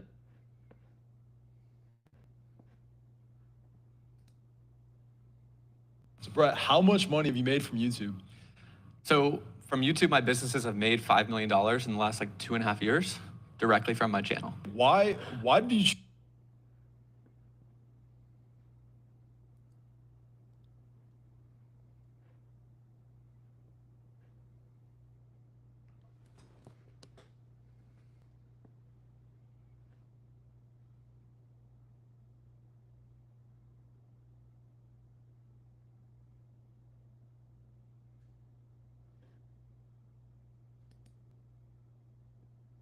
Imagine being able to build an app with your name on it, just by thinking about it. Meet Base 44, a complete AI. Iman, welcome to WAP, dude. Thank you. I appreciate it. This is probably one of the most exciting times of my life, but coming to WAP myself 6 months ago, now having you here as a co-owner, is pretty exciting. I think we're on the cusp of something huge, but I would love to just hear, like, why did you decide to join WAP? So WAP really is just a totally different beast compared to anything else out there. It's interesting because you can do your payments, you can do your checkout, you can then also deliver the product, the digital product, to the customer. But then if you want traffic, you can get traffic through content rewards. You can also get traffic through the marketplace. I mean, right now we're selling $3 to $5 million a month for our users on the marketplace. So it's just, and I wanted to go even further, you could technically make money on WAP. Like as a creator, you could make money on WAP, and let's say sales were low, then you could push content rewards and get more sales. Then you receive the money. Then, once the customer comes in, you can actually deliver the product on WAP, and then you can pay your team directly on WAP. And it's basically just like this whole, everything's on platform. And that's why it's hard to compare it to anything else out there. 100%. Everything in the info world is like disjointed. You need 7 different tools. Everyone has their own platform. They watch a YouTube video. They sign up for your email list from Beehive. They go to ClickFunnels for the landing page. All these different tools, they go to a totally different platform to fulfill. And it seems like we've just like verticalized the whole thing. Yeah, I mean, even yesterday we were chatting with the engineering team and we were looking at new updates on the live streaming, and we just totally scrapped Zoom for our next event. So for the sort of VIP section of it, we're gonna do a 5,000 person Zoom room. And we're like, live streaming so good the way it is right now. So once again, just another software was able to scrap. Yeah, I think it took a lot for me to leave my existing business as a creator, you know, doing full-time content, becoming a YouTuber. But I do think we're like actually on the cusp of something very special and hopefully building one of the greatest companies in the world. And couldn't think of anyone I'd rather do it with than you, bro. So very excited to build this together. I have a ton of questions if we can actually go into your story. I've been a long-time viewer of your content, very early days, and watching your evolution and different phases you've gone through, different growth strategies you've used. You've been so dynamic and always with the new trend. Right now, your content, your flywheel, everything you're actually posting, like you have 5 different channels. I don't know how you get out all the content that you get out. Like, you've built a machine, dude. And so this seems like the perfect era that I think you've accumulated all possible knowledge you could in the content/info world. Now we're just going to build it into one of the coolest products that hopefully every person in the world can use. But I would like to learn how Iman Gadzhi was made. And I mean that in both you as a person, your mind, but also the brand, because it's bigger than just you right now. Like, it's actually this like full-on business. Would you consider Iman Gadzhi a business? I would say so. Obviously, especially when it comes to the content side of things, we really do treat it like a media company. It's not just like when we decided to take it serious, we took the same philosophies and the same principles we apply in the businesses, and we're like, okay, cool, we're gonna treat this like a business now. And obviously, you know, past few years, once we decided, okay, we're gonna do this properly, it's you know, we laid out a plan. I think we executed on it relatively well, and I guess here we are. So I would love to hear what this plan actually was, because I witnessed it. You had around 250,000 subscribers a few years ago, and then in a very short time frame, you hit 5 million subscribers in almost less than a year, it seemed. And I remember we talked, and you kind of prophesized that. You had like a 10-person team at the time, and you were like, I'm about to blow this thing up. I've never tried with content before, and this is like where you actually added a lot of intent. And so early in the days when I was actually just a viewer, a fan from afar, you were actually just like recording your day in and day out. You'd read 3 books, and then you would share your lessons from those 3 books, like every single week when you were like a teenager. And you were kind of just like documenting your life. But then there was this one moment where you like actually like, I'm gonna put some intent behind my content, try to actually make content that could maximize the algorithm's reach. And it was very cool to hear you say that and then actually do something bigger than anybody has done in our space before. So what was that plan when you actually decided to put intent into your content? Well, I think we were actually hanging out, must have been April of 2022. So it was about that period. We were hanging out in London, and that was about the time I was like, okay, cool, we're gonna actually start taking this seriously. And there's a few facets to it. First things first is on YouTube, which was our main platform at that time. Packaging of the video, decided, because as I said before that, it was really just like it was an afterthought. I would think, okay, what am I thinking about? What's on my mind? Shoot a video. Then on the day, like 5 minutes before, we would come up with a title and a thumbnail there on the spot. Whereas I had to totally reframe that. And first of all, look at my market, because before, my market was very small. My market was just people who were interested in agencies. And then I went broader, and I was like, okay, let me just talk to people who are interested in online business.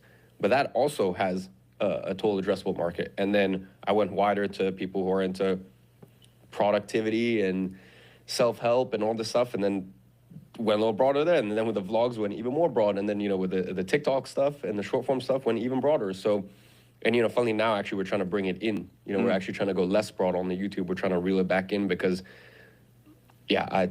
we have different business goals these days. So I think it all really started with just being intentional. And the other thing I want to make clear is for a lot of people, it won't make sense to have a brand as big as I took mine. You really just have to figure out what is your goal with your personal brand. If your goal with your personal brand is to get deal flow for your VC, getting 5 million views on a YouTube video, like how many of those people actually are the right eyeballs that tie into your business goals? If you're talking about something that's very niche, maybe you could get 5 million views on a video, but how many of those will convert to actual business? I think a lot of people focus too much on viewership, and I think a lot of people, by the way, they see what I do and they try to emulate it, they try to copy it, and they're like, okay, because he's doing that, I should do that too. And it's like, well, I have the businesses on the back end, and I have stuff that's $30 and stuff that's $100 and stuff that's $3, whether that be a consumable brand, whether that be my eyewear company, whether that be whatever, a mobile app, whatever it is, to actually make it make sense to be that broad. Whereas, yeah, as I said, I see a lot of people who are selling stuff for $20,000 B2B offers and then, you know, trying to make like a very 5 things I learned to become a millionaire. It's like the sort of person that's interested in that kind of video probably isn't the same sort of client that is looking to pay for a B2B $20,000 service. So I think for me, it really is just about being intentional. We intentionally set out to go broad. That's what we did. And then it was just a matter of what levers could we pull and taking it to the next level in terms of how serious we did it. Like, we went overkill. 3 full-time thumbnail editors. Even though I was uploading at that point, you know, now we have multiple channels, but at that point I was uploading 1 time a week. So uploading once a week, yet 3 people in-house full-time, because we would go back and we would rehash all of our videos. So every day there'd be a new test. So you're saying the old videos that have been posted even a year ago. So you have 3 full-time thumbnail editors just constantly changing every video on your channel. Is that really just so, like, if it gets recommended, because those are all constantly getting pushed, even if they're a year old. But maybe that even like feels like a new video to someone if they didn't decide to watch it the first time they saw it. Yeah, not only that, but that retest almost gives it and if you split test and you get a better result, then the algorithm will then push it out further. And that was like, especially in 2022, 2023, that was like, it was killing it for us. You know, there was videos that we'd upload a year before, and all of a sudden, you know, split test the thumbnails, split test the titles, and, you know, millions of views in the space of a couple months. I would refresh your like feed of all your videos, and every day, just different color, different set, different title angles, like constantly. Yeah. And so that was like, from observing, you could like actually see what was working very well and what wasn't. So thank you for that. so thumbnails was one. Then main thing was just, even, as I said, packaging. Like, it's like you could have the best edited, best titled, best thumbnailed video in the agency space, but at the end of the day, the total addressable market of that space is small.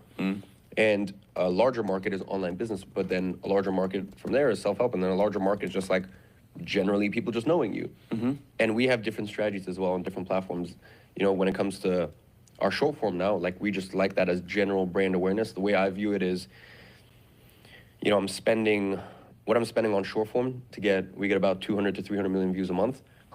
And on that department now, we're spending, like, on Facebook to get that kind of viewership, I would have had to spend 800K, maybe $1 million a month to get that sort, those sort of eyeballs and that sort of impressions. So, yeah, you know, the way that I look at things is the short form and the clipping stuff is,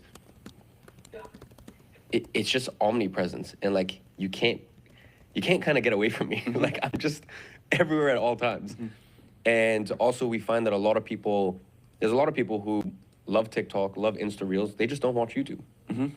They just, like, no matter how good your stuff is, they just simply won't watch YouTube. Now, there's some people that don't watch short forms, they don't watch Reels, they don't watch TikTok, but they only like YouTube video stuff. And also for us, like, I know you're not gonna watch my main YouTube channel, but now with the business channel, you'll watch the business channel, but I know for a fact you watch the vlog channel. We never even had this conversation, but am I wrong? Do you watch the vlog channel? Yeah. So I know we kind of have something for everyone. Now, that's also taking time to get to that place, because at the end of the day, I only spend, okay, maybe this month, because we're doing the whole press release and stuff like that, maybe a little bit more time, but on average, I only spend 4 to 6 hours a month on creating content. So you need to have very robust systems in place to actually, once again, you have to treat it like a proper media company. Because for me to sit down and do everything and not have a team to assist and help me out, it just would simply take too long. I'd have no time to actually spend on the businesses. So, yeah, it's, we took it serious. I think it's very cool that you're saying that you set the intent with the target market that you're going for. And then it's not about posting more and more content, but I think it's about getting more reach out of the content you were posting. And so I think you were literally probably one of the first 2 or 3 people to really crack mass short form distribution. Because, I mean, if you just make a YouTube video, that probably gets you like 5% of the total view capacity you could get. But you basically hired like over 100 clippers at one point, I'm sure. I would love to hear how that operation, how you came across that, how you like set that up, how it was structured and everything, if you could explain. Yeah, so we started the short form department. So going back to, like, thumbnail was a lever that we pulled. Thumbnail, then we had a different strategy on Twitter. We have a different strategy on LinkedIn. Like, we have all of these they're kind of like these sub departments within this media machine. Then clipping obviously was one of those, and we went hard on that. I think in 3 months we went from a team of 0 to 65 people full time in house. I wouldn't recommend that for anyone. I think we were spending about $250,000 a month on that department. And you know, since then we've become more efficient, and we were getting about 100 million views a month at that point. So now we have a much smaller team, and we're getting 200 to 300 million views a month. And we found once again different levers to pull. Like, for example, I'm sure you've seen on my short form. I guess here's a little insight for people. I'm sure you've seen on my short form, like we have like podcasts like this, and people are always asking like, where are these podcasts? Like, where can I find? You can't, because I never release our podcast. If we have something set up like this, or we're in a cool location, like, you know, Alex and I or Amar and I will just sit and we'll just talk for like 30 minutes. Just shoot the shit. And then from there might be like 10 to 12 different clips that come out of it. And the podcast never goes out. Because I just simply don't have the time to like set up a bunch of podcasts. And like, I also, to be honest, most podcasts I don't really enjoy. Like, for me, this is a lot of fun because, you know, we're genuinely friends. So this doesn't feel like, even feel like we're doing a podcast. It's just a genuine conversation. But for me to like travel and spend like X amount of time traveling and 2 hours on a podcast set and blah, blah, all this stuff to get clips. Because that's what I saw. I was wondering, why are people going on so many podcasts? Like, people go on like 5 podcasts a week, like every single week. And I just didn't understand. I was like, it's because they don't care about the podcast. They got maybe 14,000 views, which, you know, for someone, you know, some of these people who have large followings, that's not really. Yo, this nigga just explained Free Label, and they don't even know how to wrap their heads around Free Label. Iman, welcome to WAP, dude. Thank you. I appreciate it. This is probably one of the most exciting times of my life, but coming to WAP myself 6 months ago, now having you here as a co-owner is pretty exciting. I think we're on the cusp of something huge, but I would love to just hear, like, why did you decide to join WAP? So WAP really is just a totally different beast compared to anything else out there. It's interesting because you can do your payments, you can do your checkout, you can then also deliver the product, the digital product, to the customer. But then if you want traffic, you can get traffic through content rewards. You can also get traffic through the marketplace. I mean, right now we're selling $3 to $5 million a month for our users on the marketplace. So it's just, and I wanted to go even further, you could technically make money on WAP. Like, as a creator, you could make money on WAP, and let's say sales were low, then you could push content rewards and get more sales. Then you receive the money. Then, you know, once the customer comes in, you can actually deliver the product on WAP, and then you can pay your team directly on WAP. And it's basically just like this whole, everything's on platform. Crazy. And that's why it's hard to compare it to anything else out there. 100%. Everything in the info world is like disjointed. You need 7 different tools. Everyone has their own platform. They watch a YouTube video. They sign up for your email list from Beehive. They go to ClickFunnels for the landing page. All these different tools, they go to a totally different platform to fulfill. And it seems like we've just like verticalized the whole thing. Yeah, I mean, even yesterday we were chatting with the engineering team, and we were looking at the new updates on the live streaming, and we just totally scrapped Zoom for our next Bro, I'm telling you, like, what they don't understand is solopreneur market. Niggas like me who can run an entire business being a solo entrepreneur and solo dev. Like, they don't understand, bro, that is like the market. I'm telling you, bro. Bro, come on, man. Let's get to it, bro. Bro, we got a lot of work to do. What are you... Bro, look at that stupid ass... Bro, you fucking paid money for what? FGC homicide. Bro, you owe how much? Where's say that at? FGC FSG homicide. That's a funny ass fucking that's a funny ass cash app. Oh shit.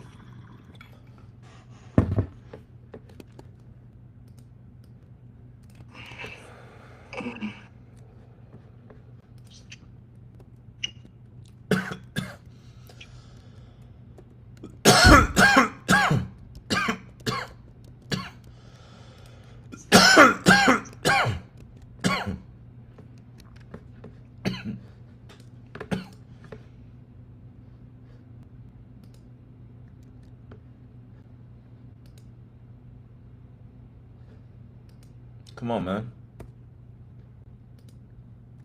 The fuck is going on, bro?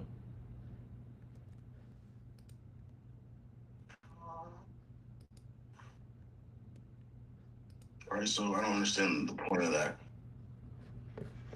You don't have to. Only I do. There's actually arbitrage in what you can do with the same skill set. Well, Bro, I come would on, say man. there is a. I agree. If it was me with $1,000, I'm gonna go out and invest in my income, read some books, do whatever I gotta do, go start something because that's enough. But if we look at time, $1,000 compounded, it's decent. If you go back, Is $1,000 enough money to start a business? I don't think so. House deposit, and I want to get married and have kids. Well, you're telling me I can't do that for another 20 years. if I took $1,000 in 1971, I invested that into the S&P 500. 1971, And I did nothing else. I keep doing whatever I'm doing, my job. That's 1971. I never invested another penny again. Today, that would be worth, if we invested my dividends, about $330,000. And I never invested another penny after the first $1,000 investment. Why? Because the S&P 500 has grown by a little bit over 10% a year from 1971 to now. It's something. Now imagine if I invested $1,000 a year, $1,000 a month. Now, I can't say that about Bitcoin because Bitcoin didn't exist 50 years ago. I can't say that about Bitcoin because Bitcoin didn't exist 25 years ago. And so... How about Amazon?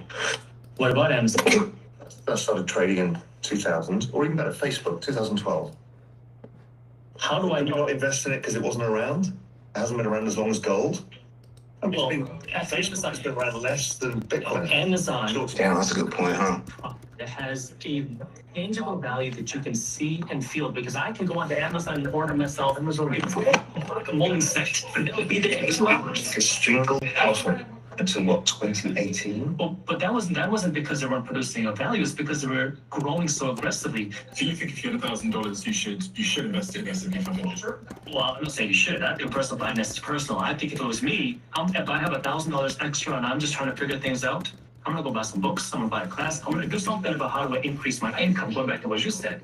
But if I'm saying I just want to work my job, I don't want to go out and do all that, I would do half into the S&P 500, and I would go half into individual companies. So more risk than the S&P 500, not as much risk as the Bitcoin. And the reason why I would do this is because this is something I enjoy. I like that research side of things, and I understand this is something that I could see returns with, like you talked about Amazon, like you talked about Microsoft and whoever. There's potential. And what about you, Humphrey? $10,000. Does your strategy change? My strategy is still probably more conservative or traditional. It's probably 90% index funds. So I'm tracking the S&P 500 and then 10% speculative. And my whole goal for the 5-year-old would probably be to get to $100,000 as quickly as possible, because at that point, I think they get more options and flexibility. And they're able to kind of use that capital to maybe take more risk after. That's still 10 years with the S&P, well, 8 years of the S&P. 7.84 years, yeah. But that also assumes that they're only doing the $10,000 a year. Maybe they can save and invest a little bit more. That'd be nice. But I think for a lot of people in America, if they can get a guaranteed $100,000 in 7.84 years, I think a lot of people might opt for that. So I agree, but I would remove the S&P. You do all crypto? No, I just do NASDAQ. Oh yeah, you do NASDAQ. So NASDAQ compounds at 18% a year. What is NASDAQ? The NASDAQ is the NASDAQ 100, which is the top technology stocks in the United States. But we live in a world that tomorrow will be more than should have been today, guaranteed. And so therefore, these stocks tend to generate the most performance. And we've talked about many of these names. That is all in the NASDAQ. So a little arbitrage is, if you want to shorten your 7.8 years to 5.5 years, 6 years, buy the NASDAQ 100. It's an ETF. Yeah, zero cost, easy. And then I would say, and then do 70% that, 30% crypto. And you don't have to care about anything. Now, if you have a different risk tolerance, you can tweak those dials. Yo, we gotta add Or if some you leads are in. more risk averse, then you up your cash style or some other more stable flow, whether it's gold. Well, that gold is still driven by debasement of currency. They're all the same thing. They're all driven by the same macro factors. But so yeah, similar kind of idea. And the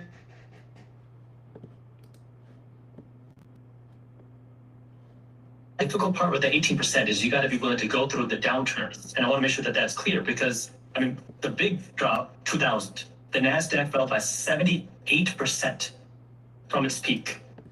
During that time, the S&P 500 fell by 40%. So it's a bigger drop. Not to mention, the NASDAQ didn't get to its level until 2015.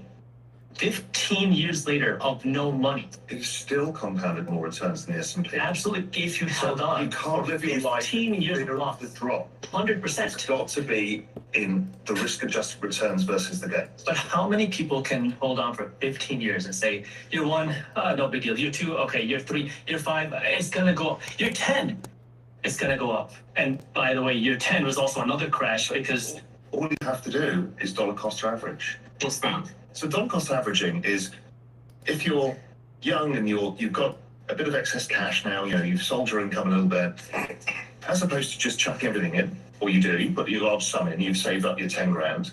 But now you've got maybe $500 a month of free capital you want to put into your savings.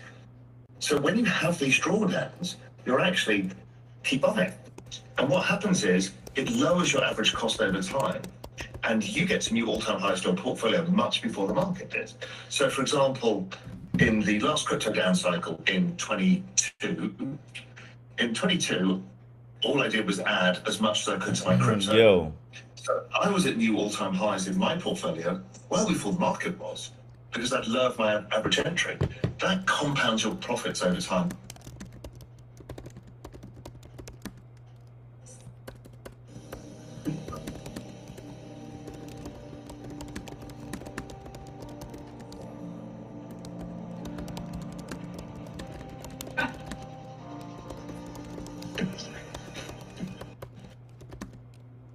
how long does it take a week? Just 10 minutes. 10 minutes.